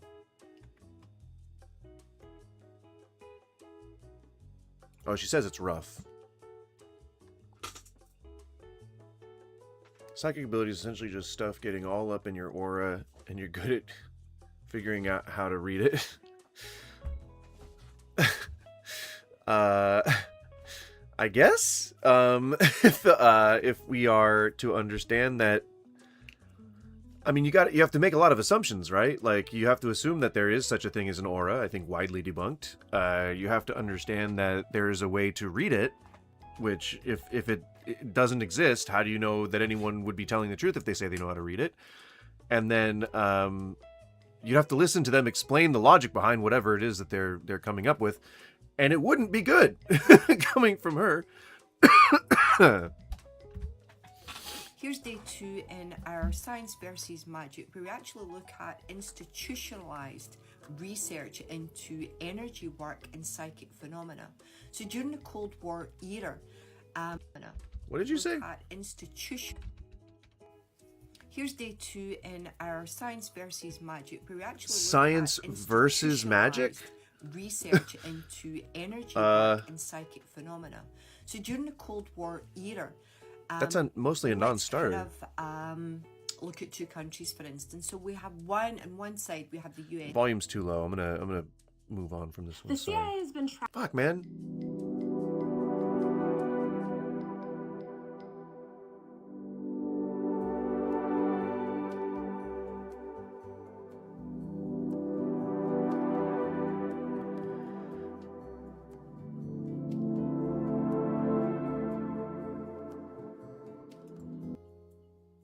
I mean, I'm pretty sure that nobody's just making your foot move. Like, I'm pretty sure it's just like, could be the kinesia thing, where like you have involuntary muscle twitches. Could also be restless leg syndrome. Could just be whatever, external stimuli. Like, could be too cold in the room, makes your fucking nerves go crazy. I don't know. Could be a lot of different stuff. You can't just assume, man. Like, it's not psychic. There's no such thing as superheroes. Even skeptics agree. This is Ray Hyman, who said that Daryl Bem's study was crazy. The effect sizes for remote viewing experiments sponsored by the U.S. government are too large and consistent to be dismissed as statistical flukes. Another well-known skeptic in the... No. I'm pretty sure that most of the experts concluded that there wasn't enough data that showed consistency, which is exactly the opposite of what he's saying. I'm pretty sure that most of the experts concluded that there was just not enough data to show consistency across the board when it came to remote viewing. There was some consistency when it came to the test that they did for just general psychic phenomena. Like when they would have them like look at the back of cards and try to guess what the cards were, and they actually extrapolated those tests onto, I think, one of the first AIs ever, and used it to compute the statistical possibilities that they were just getting it right by chance, and it turned out to be like 99.9999% true. So it really was just random chance that they ended up getting such consistent numbers. But that's about the most real evidence of psychic phenomena that we've ever seen, and it hasn't been consistently consistent when it's been tested, and especially not things like telekinesis and things like pyrokinesis, things like moving the wind with your hand, like wind bending, like none of that shit that you see here on TikTok, none of that shit was ever proven to be true. So it's the opposite of what this guy's saying. UK, it's Richard Wiseman, who said, I think that scientific studies of psychic phenomena do meet the usual standards for a normal claim, but are not convincing enough for an extraordinary claim. Of course, this begs the question of what do you mean by extraordinary? Over 90% of people have these experiences. Most psychologists, especially academic psychologists, are not taught this. They're taught that there's nothing going on here. So you find articles like this, also published in the American Psychologist, where the claims made cannot be true because the data have no existential value. That's a very strange comment for somebody to say in a scientific journal. Data always have existential value. Submit a paper to a journal and we get the immediate rejection because it's not strong enough to overcome the doubts based on the entire enterprise of traditional Western science. You don't get that kind of response to many other kinds of studies. You do to this. First of all, pull your fucking face back from your camera. Jesus Christ. I can practically see what you ate for dinner. Get your face out of the frame. Just back up.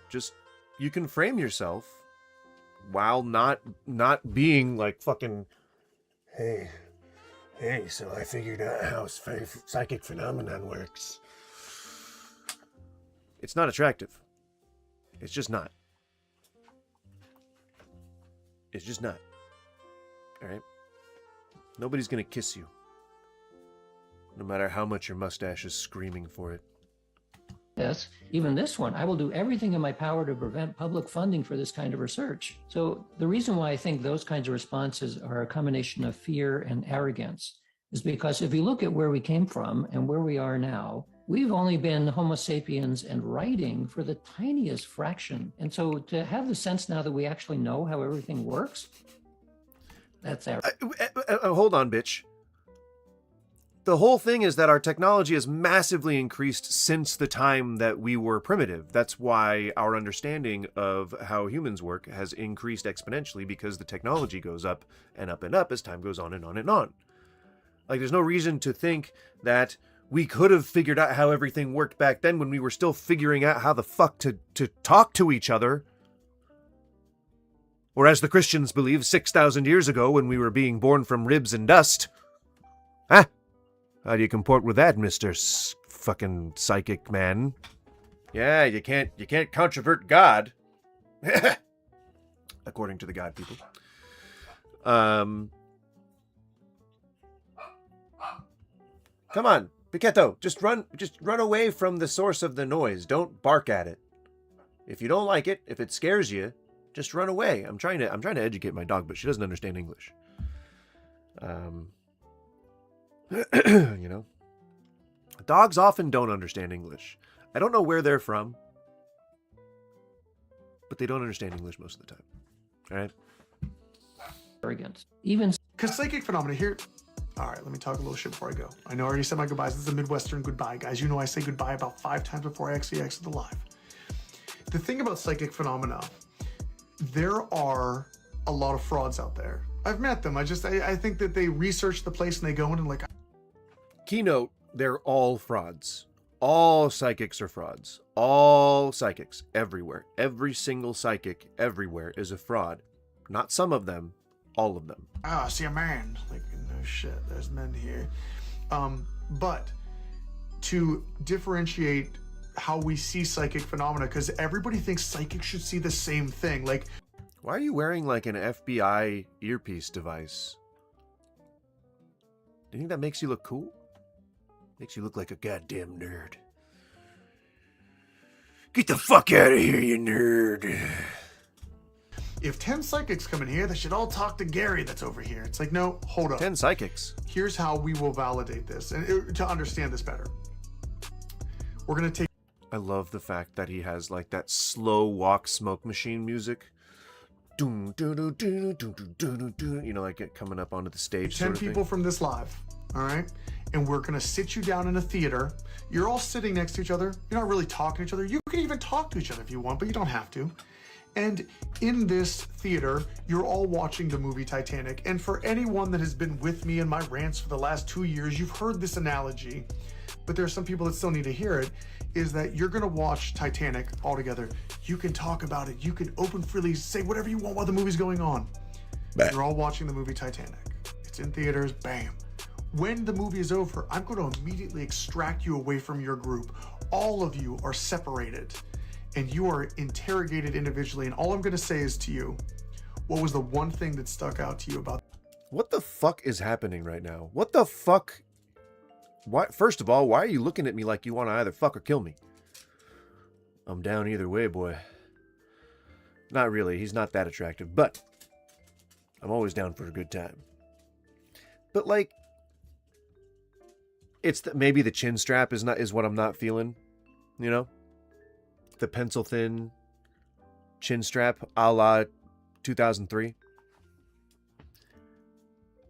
And like, I think he's too old to be doing this. I think maybe he's too old to be doing this. You know, I just feel like maybe there's like a maximum age that you should be claiming to be psychic. Maybe there's like, unless there's money in it, you know, money or booty. You know, maybe that's what he likes. Maybe that's why he's doing this thirst trap. But, I guess continue. Adam Kimmel. That movie. Tell me one thing That's all I want to hear. What is one thing that impacted you? And you're going to be... Why, if you're going to take me aside from our group of friends and interrogate me like this, he used the word interrogation, I'm not going to want to hang out with you anymore. Just on its face, you know, I probably would want to maybe like file a police report or something if you're going to, this is weird behavior, man. Be like, you know what? Rose could have let Jack on that door, but she's selfish because 2 people could have fit on that door. And then you're going to be like, dude, I hated that rich guy. He took that little girl and he said, she's all I have. Like, no, you liar. And then you're going to, and one person's like, oh my God, she had the diamond the entire time. She had the diamond. And when they were doing this, she threw it over the boat. The diamond they thought they lost. Anyway, all of you saw the same movie, but different things affected you. So when psychics walk through a building, you're all getting the same thing, but something different resonates with you. Everybody resonates at a different frequency. They see different things.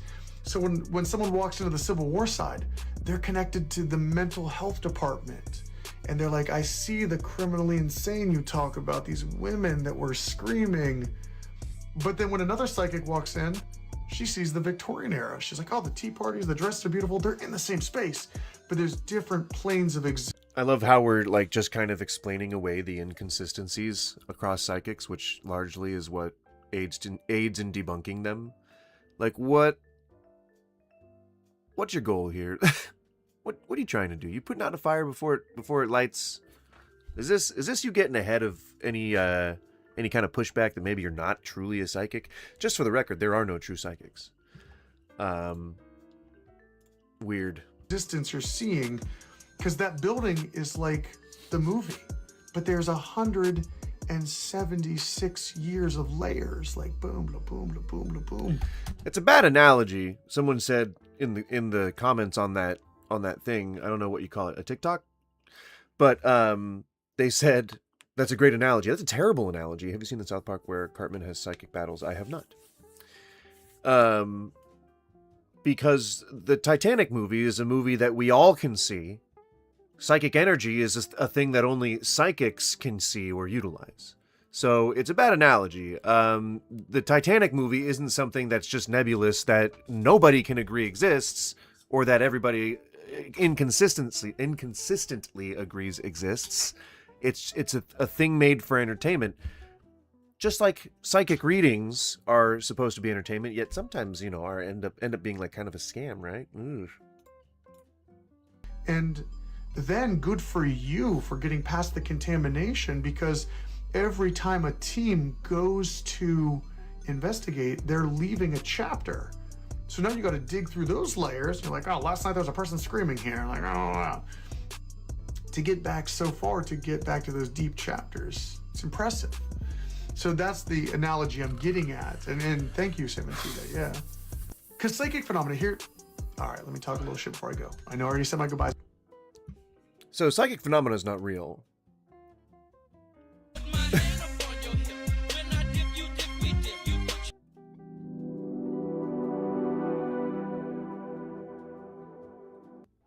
Good evening, collective. I am so excited. Welcome to Talk louder. Astrology, your portal to astrology, esoteric wisdom, and Esoteric psychic wisdom. insights. And psychic insights. Welcome to Amalin Ah! Oh, that was intense. That look that you see right there, that's a one-of-a-kind look. That's I'll a check look later. that says, Post it in the Discord. There's no longer a machete in my balls, and I am so happy. I don't think I have it open now. Oh, that was intense. That look that you see right there. Oh, that's a yeah. Boop, boop, boop, boop, boop. Nya, nya, nya, nya, nya, nya. That's Yeah, a I look remember that. Says, there's no longer a machete in my balls. and Machete I'm in my balls. So.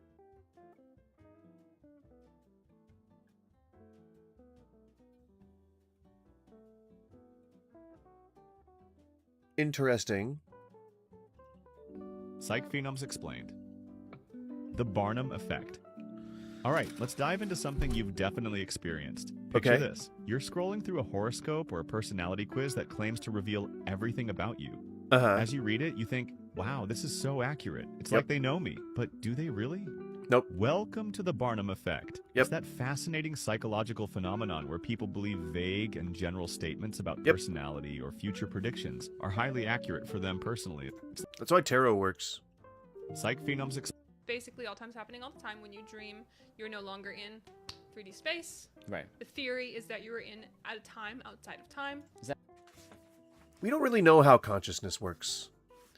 And I think it's hasty to assume it works the way that they're describing, because we don't know where we go when we drift off to sleep. You know, I mean, the scans show that we are still inside our brain, our mind is active, but we don't know what we're perceiving when we dream. Like, we don't know if it's memories or if it's just electrical stimuli from our brain putting images in our perception. Like, I don't think we really know that much about it, to be honest. And I mean, I don't know that there's a lot of evidence that our consciousness goes anywhere or that we're able to actually affect anything outside of ourselves while we're dreaming. So I gotta say, I think it's a little much to like just assume that that's the case, that that's reality. And then start applying a bunch of tacking a bunch of stuff onto it. I think you got to determine whether or not the thing is true first, before you can start speculating about nuance. Maybe it doesn't work. It just is without effort. At 40? 4D, sure. Basically, One thing, though, is that Crowley should actually be pronounced Crowley. In his own words, the Confessions of Aleister Crowley, he writes that his name rhymes with holy. Crowley, holy. I don't like that. But I'll abide by it. Bastards. Made me think it was wrong all this time. go outside of the limits of 3D space. Mm. So a 4D space is no longer bound in Time. linear time. Sure. So everything is all the time, everything everywhere all at once. Vibes. Yeah. When you're dreaming, you can get out of your own subconscious brain juice and go out into the ether. And there's no evidence of that, though. There's no evidence that we go anywhere when we're dreaming. I that would be so cool. Like I would love to be able to astral project and shit, you know. But it's just there's no good evidence to show that that's even possible. That sucks, you know. I mean, I get that it helps people understand, again, reality, but like. I don't know. Maybe it could be harmful if it takes up their entire personality, you know? Like some people are like crystal people and they just go crazy over crystals. They actually think that crystals are really doing something for them, like, and they have a whole culture around crystals. It could be harmful if it is like, you know, all consuming, you know what I mean? It's weird how our perception of time works when sleeping. Well, our brain is more active, right? Like our brain is more active in different areas that don't normally get used during the day. And so things like perception and reality and the amygdala, like the reptile brain, like they all kind of like work in concert to do all kinds of weird stuff to our perception of what's going on around us. Like you can be half asleep and you can like be having a complete conversation with your significant other and then like not remember it the next day. And like you could have dreams or like you could be sleep paralysized, you know, just sitting there like only your most core instincts are manifesting shit in front of your eyes. And you're like, oh, fuck, you know, go out. And experience one of the various timelines. Right. And that's not.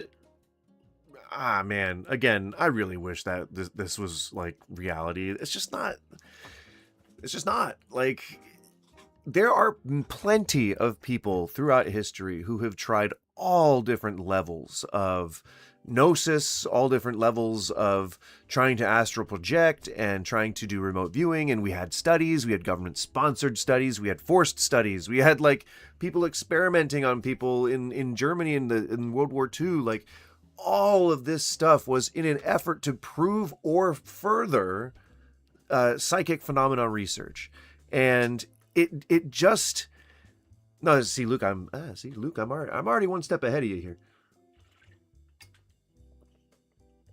But it's like we just don't have the evidence. We just don't have it yet. And I've even tried to do like meditative perception, like when you try to heighten your level of perception, and it can work in terms of your understanding of what's going on, but it doesn't actually change anything about reality, and we don't have any evidence to show. And they're actually, in those declassified documents, there are 2 accounts that are supposed to be the thing that prove remote viewing. They are incredibly well debunked by now. I could do the research, and we could maybe like talk about it again at a later date, maybe make a video. I'll make a video or something like that. But it's easy to research. You just look at the 2 cases and then like maybe find a YouTube video where someone smarter than me does a little breakdown. But they've been debunked, or at least not debunked, but there's enough enough scrutiny surrounding those events where they've determined pretty conclusively that they weren't indicative of any kind of breakthrough, and least of which was psychic phenomena. I don't know anything about the Monroe Institute. Exactly what I think my deja vu is, at least. Yes. I think everyone's to a certain extent. But for some reason I seem to remember. You can't, it's not, see, again, this is just like a pseudo-religious sort of thing where the hippies, the communes, the all of this stuff, it's very similar to a religion in structure, and it can be harmful if you allow it to be. But human beings, if you believe in this type of spirituality that says that human beings can ascend, then okay, then if you can adhere to whatever doctrine it is that you are engaging with in a healthy way, and you let it change you in a way that's healthy, and you use the idea of ascension as moving through a tough phase or improving your knowledge about something. If you use it the way that it's supposed to be, then it can be healthy and fine. But if you're using it to try and separate yourself from other members of society and to appear smarter than you actually are, to appear more unique or more divine, or whatever the goal is, whatever you're lacking in your personality is, then that's unhealthy and that's a bad thing. So it's using the word ascend so casually, like, oh yeah, when humans ascend, like people have been getting into ascending lately. I don't know. It makes me uncomfortable. I hope that it is being engaged with in a healthy manner. Remember it a little bit more? I think that's what deja vu is the experiencing of another timeline during a dream, and then we like. But there's just no. It's if we have not at this point been able to figure out how to move through time on an on-demand basis. Like, watch, I'm time traveling right now. Technically, I'm time traveling. We are at all times moving forward in time, at least moving. There is no forward and backward, if I was to really, really simplify things. But we are moving in one direction through time at all times as we move through space. So it's like the game Superhot. If we were to intrinsically combine space and time together, then time would only move forward if we were moving forward. But we are not the only thing in the universe. Like our perception is not that we are the only thing in the universe, which kind of debunks the whole simulation thing. But it's if we were the only focus, life would be like Superhot. But the universe moves around us. Molecular changes happen around us all the time. There are things being born and dying within seconds. The time it takes for us to take a breath. Things are moving and operating, and time is moving forward because those things are moving forward through space, doing whatever it is they need to do.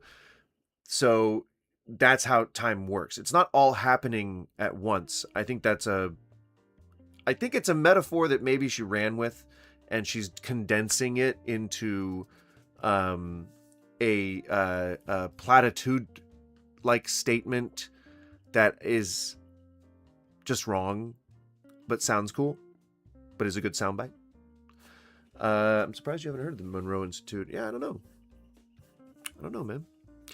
I don't know everything, but I know a lot of things. I know a lot of a little bit. Or a little bit of a lot. Basically, all time's happening all the time. When you dream, you're no longer. So, no, it's not. But that would be so cool. That'd be so cool. If we could really, really time travel, that'd be so cool. But I mean, we're all technically time traveling at any given moment. And if you can go faster or slower than the speed of light, then you are kind of a time traveling ace. And that's like if you go up in elevation or something like that, I think time moves slower the further away from gravity. I don't remember how that works, but it's the time dilation thing.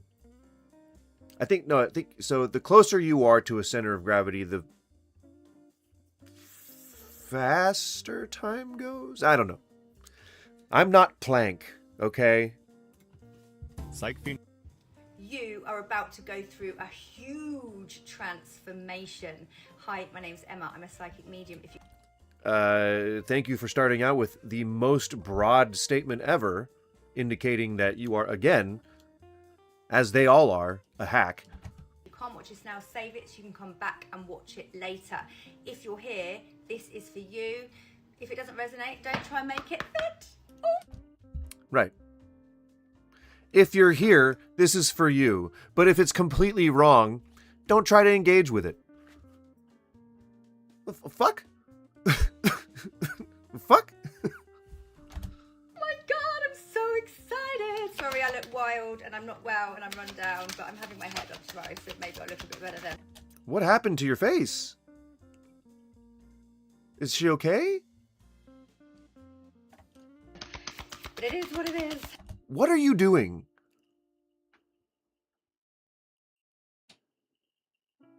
What is she doing? Yes, interstellar, traveling around a black hole impacts time. Yeah, but that I'm trying to remember if it's time moves faster back at home if you go closer to the black hole. So I think an increase in gravity increases your perception of time, or increases your relative time. I think that's what it's supposed to be. But I'm not entirely sure. I think. Like I said, I know a little bit about a lot. It is what it is. Okay, lots of sensitive emotions going on with you at the moment. I'm getting really around your sacral chakra. So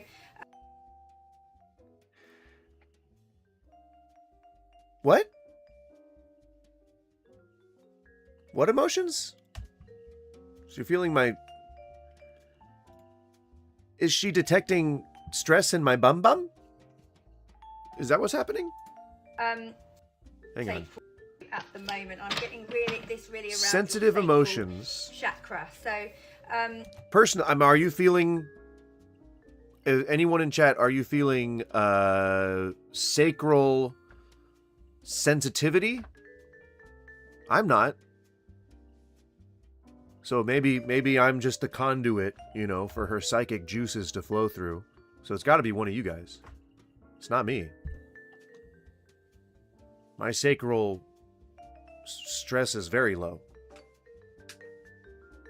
Very low chakra. Very low chakra viscosity right now. some of you as well are quite spiritual. It could be that you're a little bit blocked. So give yourself some time to work on doing meditation. What happened to your face? Did you fall? Did you get hit? What happened? And don't just tell me you walked into a door, honey, okay? That's like a dog bit you on the lips.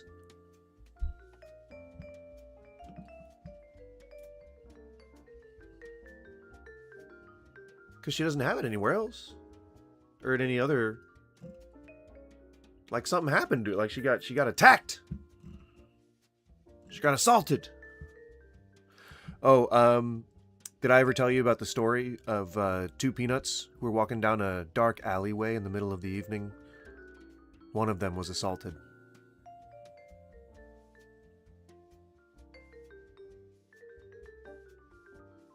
Ah?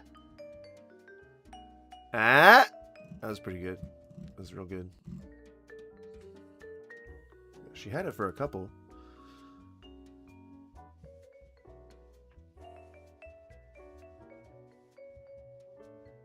What's so weird is people try to say that light isn't matter. It's photons. But yet it can be impacted by gravity. Yeah, it bends. Light is matter. It's like it is a thing that exists. It's just not something we can see.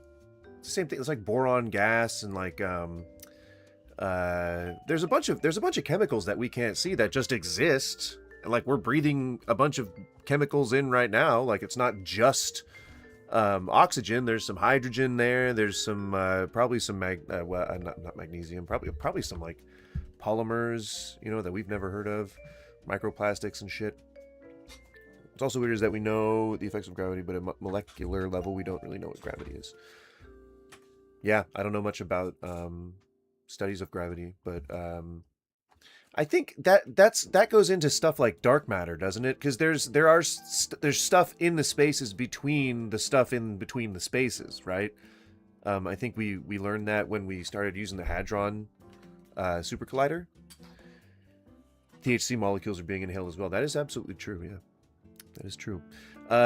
Prescribed, you know. So now I wonder, how long do you suppose a psychic's psychic reading lasts? Is there a statute of limitations? Is there a, like, can I look at something for the first time? I mean, now I know that it's like a one-time use thing, but if I was to look at something for the first time ever and see a fortune that was posted like 3 years ago, would that still give me magic? Would I still get magic from that? And how does the system know? How does the universe know if I'm using more than one of these? Can't I just stack these? I feel like it's not. There's no rules or anything to have to abide by. Like I could do whatever I want. How's the universe gonna know? You know, the universe doesn't know everything. Doesn't know what I'm thinking right now. Fuck you, universe. I'm JK. Whatever God is the right one, I'm JK. Rowling. That's my name. JK Rowling. Yes, something like 50% of our matter is dark matter, which just means we have no way to observe or read it or something like that. Well, yeah. And isn't that scary? There's like there's just a non-zero chance that we could just completely dissipate at any second. Is that not existentially terrifying? There's a non-zero chance that we could phase through whatever surface we're standing on. Non-zero. There's a non-zero chance that if I was to try and walk through my wall, I'd be able to. Non-zero. Crazy, right? That's chaos theory, right? And I think that's like where that dark matter stuff starts to come in. It's like, because you have to figure out what's in that fucking void there. You got to figure out what's in there. And that's like the other side of statistics. That's like, you have to figure out what the other side of that 99.999% certainty is. You have to figure out what that little like 0.0000001 is and put a fucking substance to that. Put a perceivable, observable thing on that, tangibility, and that's like impossible. Like, it's like, well, at least with our current technology, that's impossible. But it's really cool to think about. Okay. I'm finna not freak y'all out, but I'm finna tell y'all about my psychic ability. I'm pretty sure he said psychic. My psychic ability. Is he in jail? What? Why is he like, that looks like standard issue pillows. I woke up in the middle of the night. And like, that looks like one of those shitty blankets they give you. But also, why would he be hiding his phone? Why is he like, that feels like maybe he's like, either he's a kid in his bedroom who's been sent to bed without dinner and is trying to look at his phone and post a TikTok. he's in jail or his wife does not like him, or his significant other. I'm not just assuming he's a wife, but like his significant other does not like him posting on TikTok or something. Why is it looks like the things that you see in jail, like the really shitty like pillow covering. Like they give you in jail. I've been a couple of times when I was younger. Or at least I've spent the night in jail. The things they give you are like it's like a sheet that you're supposed to use for a pillow. It's just a smaller sheet. It has no body whatsoever. That looks like it has no body or support. And then they give you like a blanket, but it's like a thrift store blanket. It's like falling apart. I'll tell y'all what's going on. But that's what that looks like. 1 year ago, I got on my first magic mushroom trip. You can see me. So I think that there is some kind of cool sort of connection between hallucinogens and resulting in heightened perception. And we're talking about individuals who might be neurodivergent, who absorb chemicals differently, process chemicals differently, who see chemical signals differently. There is every chance that they may experience hallucinogenic episodes completely differently than non-neurodivergent people. And I'm not saying that either has increased awareness or perception or ability to be psychic. What I'm saying is that there are now two subsets of people who have completely different reactions to chemicals that we still don't fully understand, mixed in with all of the questions about whether or not psychic phenomena exists, but more importantly, about whether or not psychic phenomena can be tied to hallucinogenic experiences. And it's just there's a lot of noise there, but we can't figure anything out right now because we still don't know how consciousness works. But it's just interesting to note that there are so many accounts of a heightened perception of reality and a heightened prescience that it's hard to deny that there might be a connection between a heightened prescience and a higher perception and hallucinogenic experiences. Some would argue, and I think it's the strongest proponents of legalizing psilocybin and other hallucinogenic materials, some would argue that the more that you do psychedelics, the more in tune with the universe you become, and the higher your perception becomes. I believe Crowley also believed the same shit, although he thought that you could also get there through tantric methods and through ritual practices and fasting, which I think I've done that before and it works. I don't know necessarily how to describe a heightened sense of perception, but it does work. Gnosis or gnosis can actually be achieved, and that's an actual real measurable thing that we have done studies on. Jim Smith, are you Christian? I am not. But we've been able to determine that is a thing. Attaining a higher level of perception is a thing. And that's, again, the closest that we've come to. Those were the trials where they tried to look at the cards. That's the closest that we've ever come to proving that any kind of psychic phenomenon exists. But again, it's against a body of work that is just so old that it's very hard, like so old, not old, but like dense and so historied that it's hard to kind of complain against right now until we get some new studies in, I guess, some new long studies, which would be not what the government's focusing on right now. So I doubt they would sponsor something like that. But heightened prescience is absolutely a thing that you can get through depriving yourself of sleep, of sexual gratification, of food, water. You don't necessarily dehydrate yourself if you're doing like meditation, trying to achieve gnosis, but you drink as little water as possible. You do the same thing that who was it, John did on Patmos to see the visions of the revelation. That's why I believe that he was, because he ain't got nothing to do on that island but snack on some mushrooms and drink fermented honey and, whatever fermented substances they were drinking back then, berries and shit, and then just meditating. And he said in the Bible that he meditated like quite a lot. Like that was what he did. He raised goats and he meditated. And so, you know, if you're seeing all these revelations of like fucking fire and like beasts coming out of the sea, then you're probably chewing on some mushrooms when you're exiled on Patmos. Because there's nothing to do. This is not the age of television. It's not, you can't just like, that's your entertainment, you know? You find, do you know how they would actually find the hallucinogenic substances? They would look for animals that were tripping the fuck out. Like they would see a bird acting erratically, and he's like going all like, oh, I'm a bird. Oh, I don't know what's going on.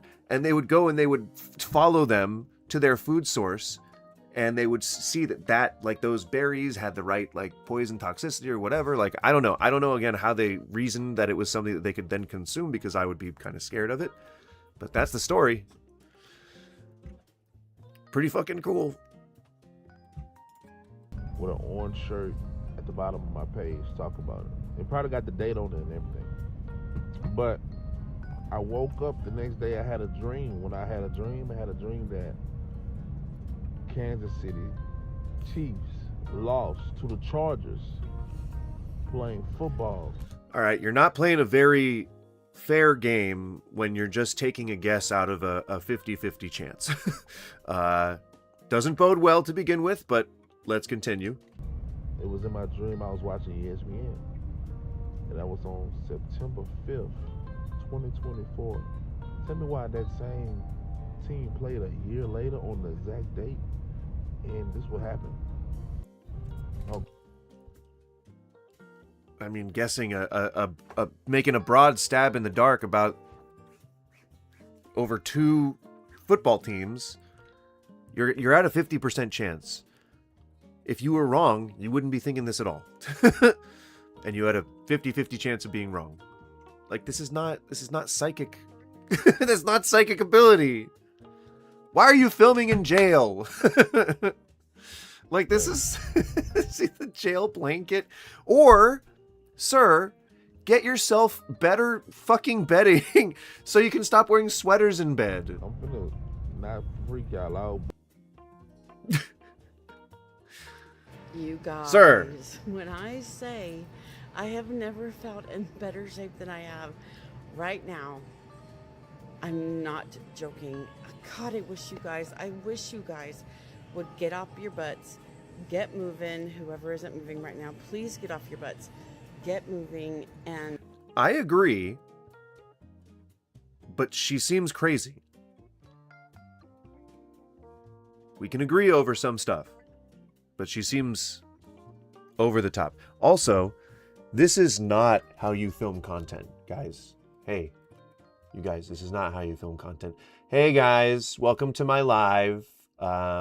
Today we're just going to talk about some simple stuff. We're going to look at some TikToks, and we're going to talk about how psychics are fake and there's no such thing as magic.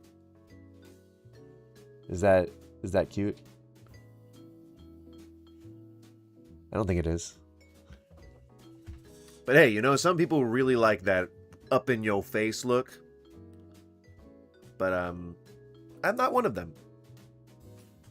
Stop filming in the gym. decide to do something to change your life, because I am so Well, it looks like you're at Planet Fitness, so not your average gym. grateful that I decided to do this. I've been coming here for December, January, February, March. This is the 4th month I've been coming here, and I can see such a difference in my body and my attitude and how I hold myself. And I just think it's amazing that I decided to take this journey. So please, I highly encourage you guys to do the same. Please take the journey and start doing the same things that I started doing, you guys, because if Cool, What thank you. happens Weird. When somebody commits the big S and they cross. This is one that happens. This also happens when people tend to take too much of a substance and they also cross. First, they go into the state of being lost. But if somebody can communicate, or they figure out that what has happened has thrown them off course and they cross, it's okay. They can do that. But the most common thing that happens that I've seen in their next life, they come back as a fractured soul, meaning that there's segments where they're separated. This often happens with a lot of mental illnesses, if you will, where these people have to put their soul back together in this lifetime to repair the Why are damage you they gay? did I don't in the know. past. I don't know, man. I've seen this one happen a few times. Why are you gay? Where it's done, but people can achieve it, right? Why are Like, any if of you us look in gay? your natal chart, if you You look know? in your human design, if you go into the Akashic There's records, no real you answer. can see how to repair it. You just have to overcome that. A lot of people will call this soul retrieval, where they go back and they put the pieces back. I mean, we all carry things from... What the fuck has she been talking about this whole time? I just came into it now. I guess I'll restart it. What the fuck? What happens when somebody commits the big S and they cross? This is one that happens. This also happens when people tend to take too much of a substance and they also cross. First, Die. You can say die. You're allowed to say die. they go into the state of being lost.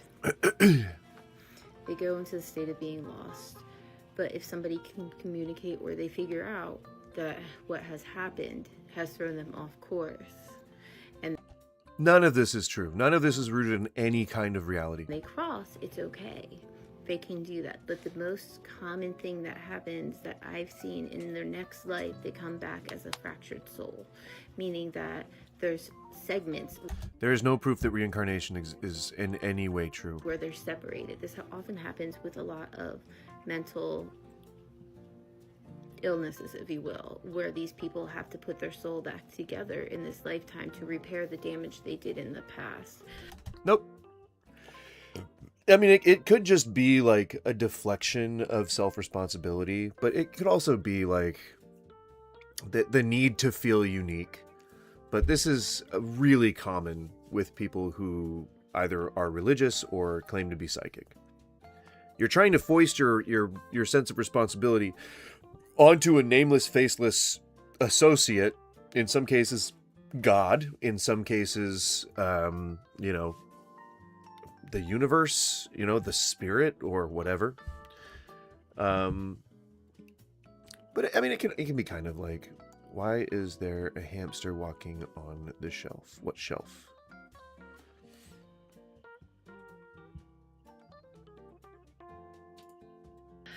I've seen this one happen a few times, But yeah. where it's done, but people can achieve it, right? Like if you look in your natal chart, if you look in your human design, if Natal you go chart? into the Akashic records, Birth you chart, can I get it. see how to repair it. You just have to overcome that. A lot of people will call this soul retrieval, where they go back and they put the pieces back. I mean, we all carry things from the past life that are karmic that we can correct and evolve. No, we don't.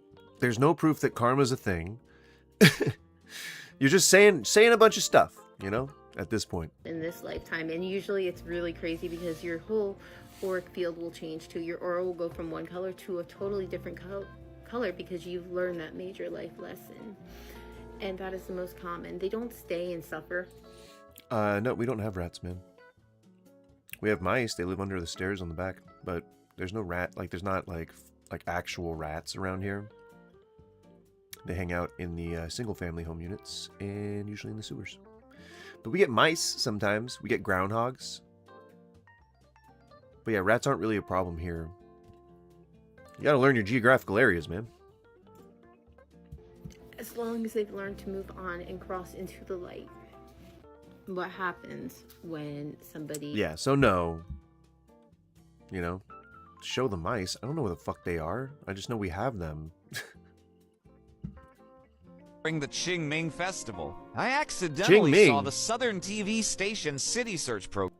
If you believe in psychics and mediums, listen up, because I have an appointment in 30 minutes with a Phoenix-based psychic medium. It'll be my 4th or 5th reading over the last 5 or so years. There are a couple that I do not believe in their abilities at all, and a couple that absolutely blew me. Then stop going! Then stop going to them! Stop fucking... Stop paying for them, that's for damn sure. But stop going to them. If they don't work, if they're not helping, Don't go to them. Fuck. way. So if you do God believe in damn. them, Maybe then this next one. follow me and set your notifications because I'll come back and report on how my reading went. Jesus but I'd also People who need people are the luckiest people in the world. Does anybody else like Barbra Streisand? Because you should. Because she's awesome. The Qing Ming Has she, what's she done?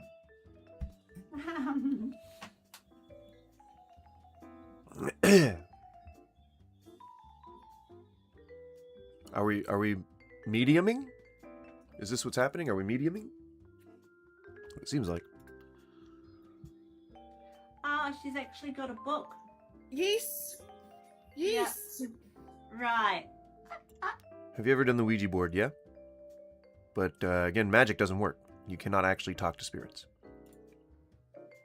She's a reader. She had a library. Right, yeah, she's reading a book, yeah. Yeah. So clearly, this whole like intro here, What's she done? she wasn't expecting to have been asked, a question or to elaborate. So now she has to sit here and just make up a backstory to this spirit that she's talking to.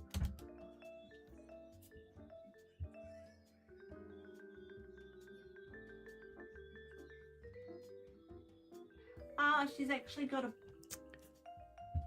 That was painfully long for any kind of psychic worth their salt. So nothing happened? No, nothing ever happens. And if anyone claims anything actually happened, they're either lying or they've been tricked. Or they're gullible themselves. Book. Yes. Yes. Yep. Right. Right, so I have to think, what do I know about the person who I'm giving a psychic reading to? Maybe there's something, like, they told me something about a library once. Oh, I'm attaching to a book. Okay, here we go. Book. She's got a book. She's a reader. She had a library. Right, yeah, she's reading a book, yeah. Yeah. Lies. Cool. Lies. Yeah, she's just sort of, kicked back in a And she still hasn't figured out how to continue the lie. Like she just came up with library and that was good enough, and then she was like, oh yeah, cool, anything else? And she's like, she's kicked back. Single lounge chair reading. Yeah. Reading a book. Yeah. Oh my god. Awesome, eh? Now this is not real. She is scamming for whatever reason. You cannot talk to spirits. Laugh, because I know that she had a library. And she Right. liked reading. Yeah, right. Wow. Well, hence, yeah, her reading right now. Yeah. Wow. Has she, what's she done? Oh dear. There's a level of dedication and commitment with this reading. There's also an air of mystery or the unknown. It's just always the same shit, isn't it? It's always the same fucking shit. God damn. There's a level of dedication and commitment with this reading. Why are you wearing a fucking rosary? Is that a rosary?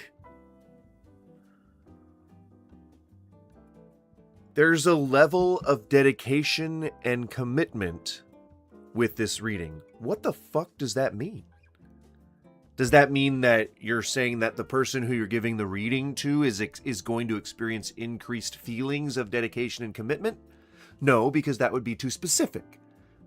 Instead, there is some nebulous fucking concept that we now are going to try and find some way to fit to ourselves so that we get a chance to put this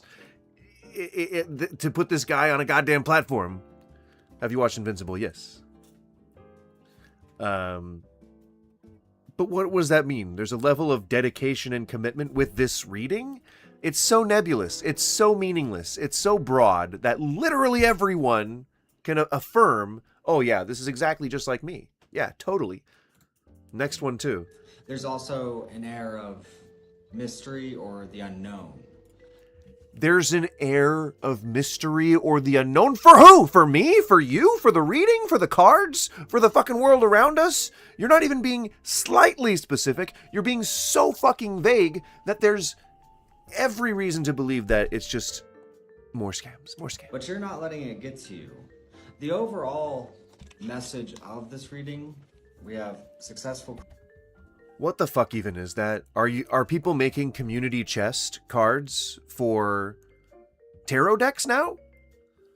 Why are we adding to the already innumerable complexity that exists in fucking tarot readings? People make them so complex in their inner workings because it's nothing. Because they maybe they get bored, they have to fill the noise, or they have to fill the empty space somehow, or they get like disenfranchised because other people are doing tarot readings, or because people are exposing them for being frauds.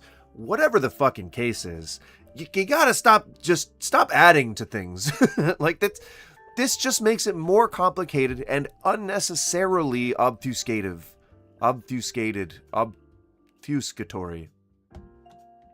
Career and the sun, which represents fortune and fame in this deck. It's always about fortune and fame. You're going to come into a windfall of cash. Keep your eye on your bank account. Don't sell that crypto stock just yet. Tone it down a bit if that fits better. It doesn't have to be fame and fortune, but however that... Right. Whatever makes sure that I'm making this the most broad and overall meaningless thing that I can make up. ...how to apply in your life. This is incredibly competitive in some way, but there's also a new beginning in the sun. Why are you just covering every single base? Just make a different video for each section. Just say like, I'm really understanding, or I'm really taking from the cards that there's some calm and understanding in your world coming soon. Like something's going to happen to you soon that gives you a sense of calm and understanding. It could be a traumatic incident. It could be something positive, but I'm just seeing the end result here. I'm seeing you looking more satisfied with your life than you were currently, or than you were just before we did this reading even. See what I'm saying? Like, you can just say something like that and then make that video and put it up and then do another video that says, I am now sensing a little bit more about, the thing that you can expect coming up. It seems like I'm noticing a crown on that head of yours. I'm noticing you standing in front of crowds, but this all seems like metaphor to me. Perhaps you're going to get an increase in power, authority at your job. Maybe you're going to see, grow your family a little bit. Maybe you're going to be a family head figure to, a new family or something. Like you're going to marry into a family, whatever. Like, I'm trying to make shit up, but you get what I'm saying. Like, it brings opulence of all kinds. Do different videos. Don't like. The there's still 2 minutes of this left. What else are you going to be able to fit into it? Why is your desk covered with cards? That's not how the readings have ever worked. Deck. Nothing on earth can live without the sun. That accompanied with good old-fashioned competition and sportsmanship and the Ace of Cups. Perhaps an emotional new beginning, or just a... Yeah, either a real new beginning or an emotional new beginning. We got to make sure that I cover those bases as well. Fulfillment of one's sort of drive and the things that make people. It's very, you feel fulfilled in what you're doing, you feel confident in the direction you're taking, and your passion only grows from here. You decide to stick with something, to dedicate to something, and you might be being observed by personal readings in the shop, full reading on Patreon, link in bio. That they're of a massive stature or powerful stature. You have the Emperor and the Hierophant. I mean, these would be considered figures of authority that could perhaps change your life.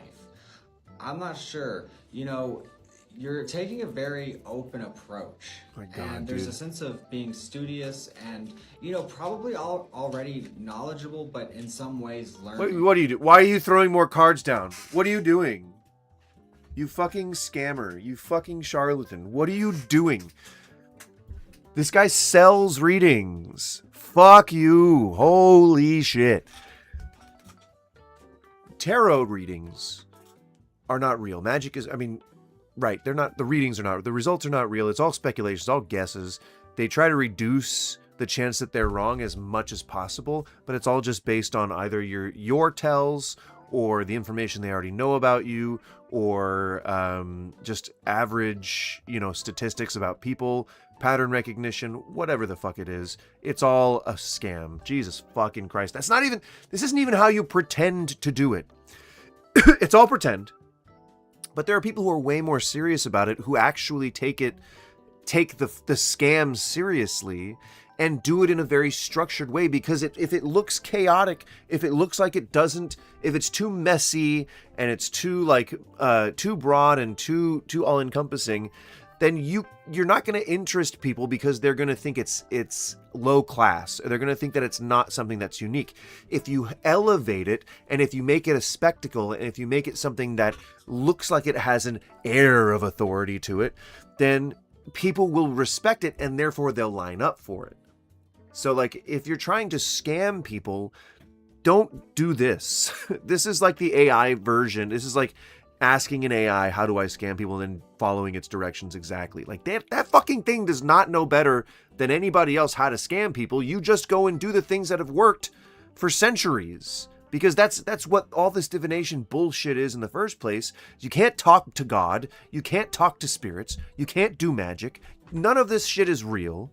And so now we have to just take a bullshit pile of lies and try to put other shit on top of it, like doing things new ways and having fucking appendix cards to bring up to illustrate fucking nuances that don't need to be illustrated, that don't fucking exist in the first place. Sorry, I'm ranting. But you get what I'm saying. Not cool.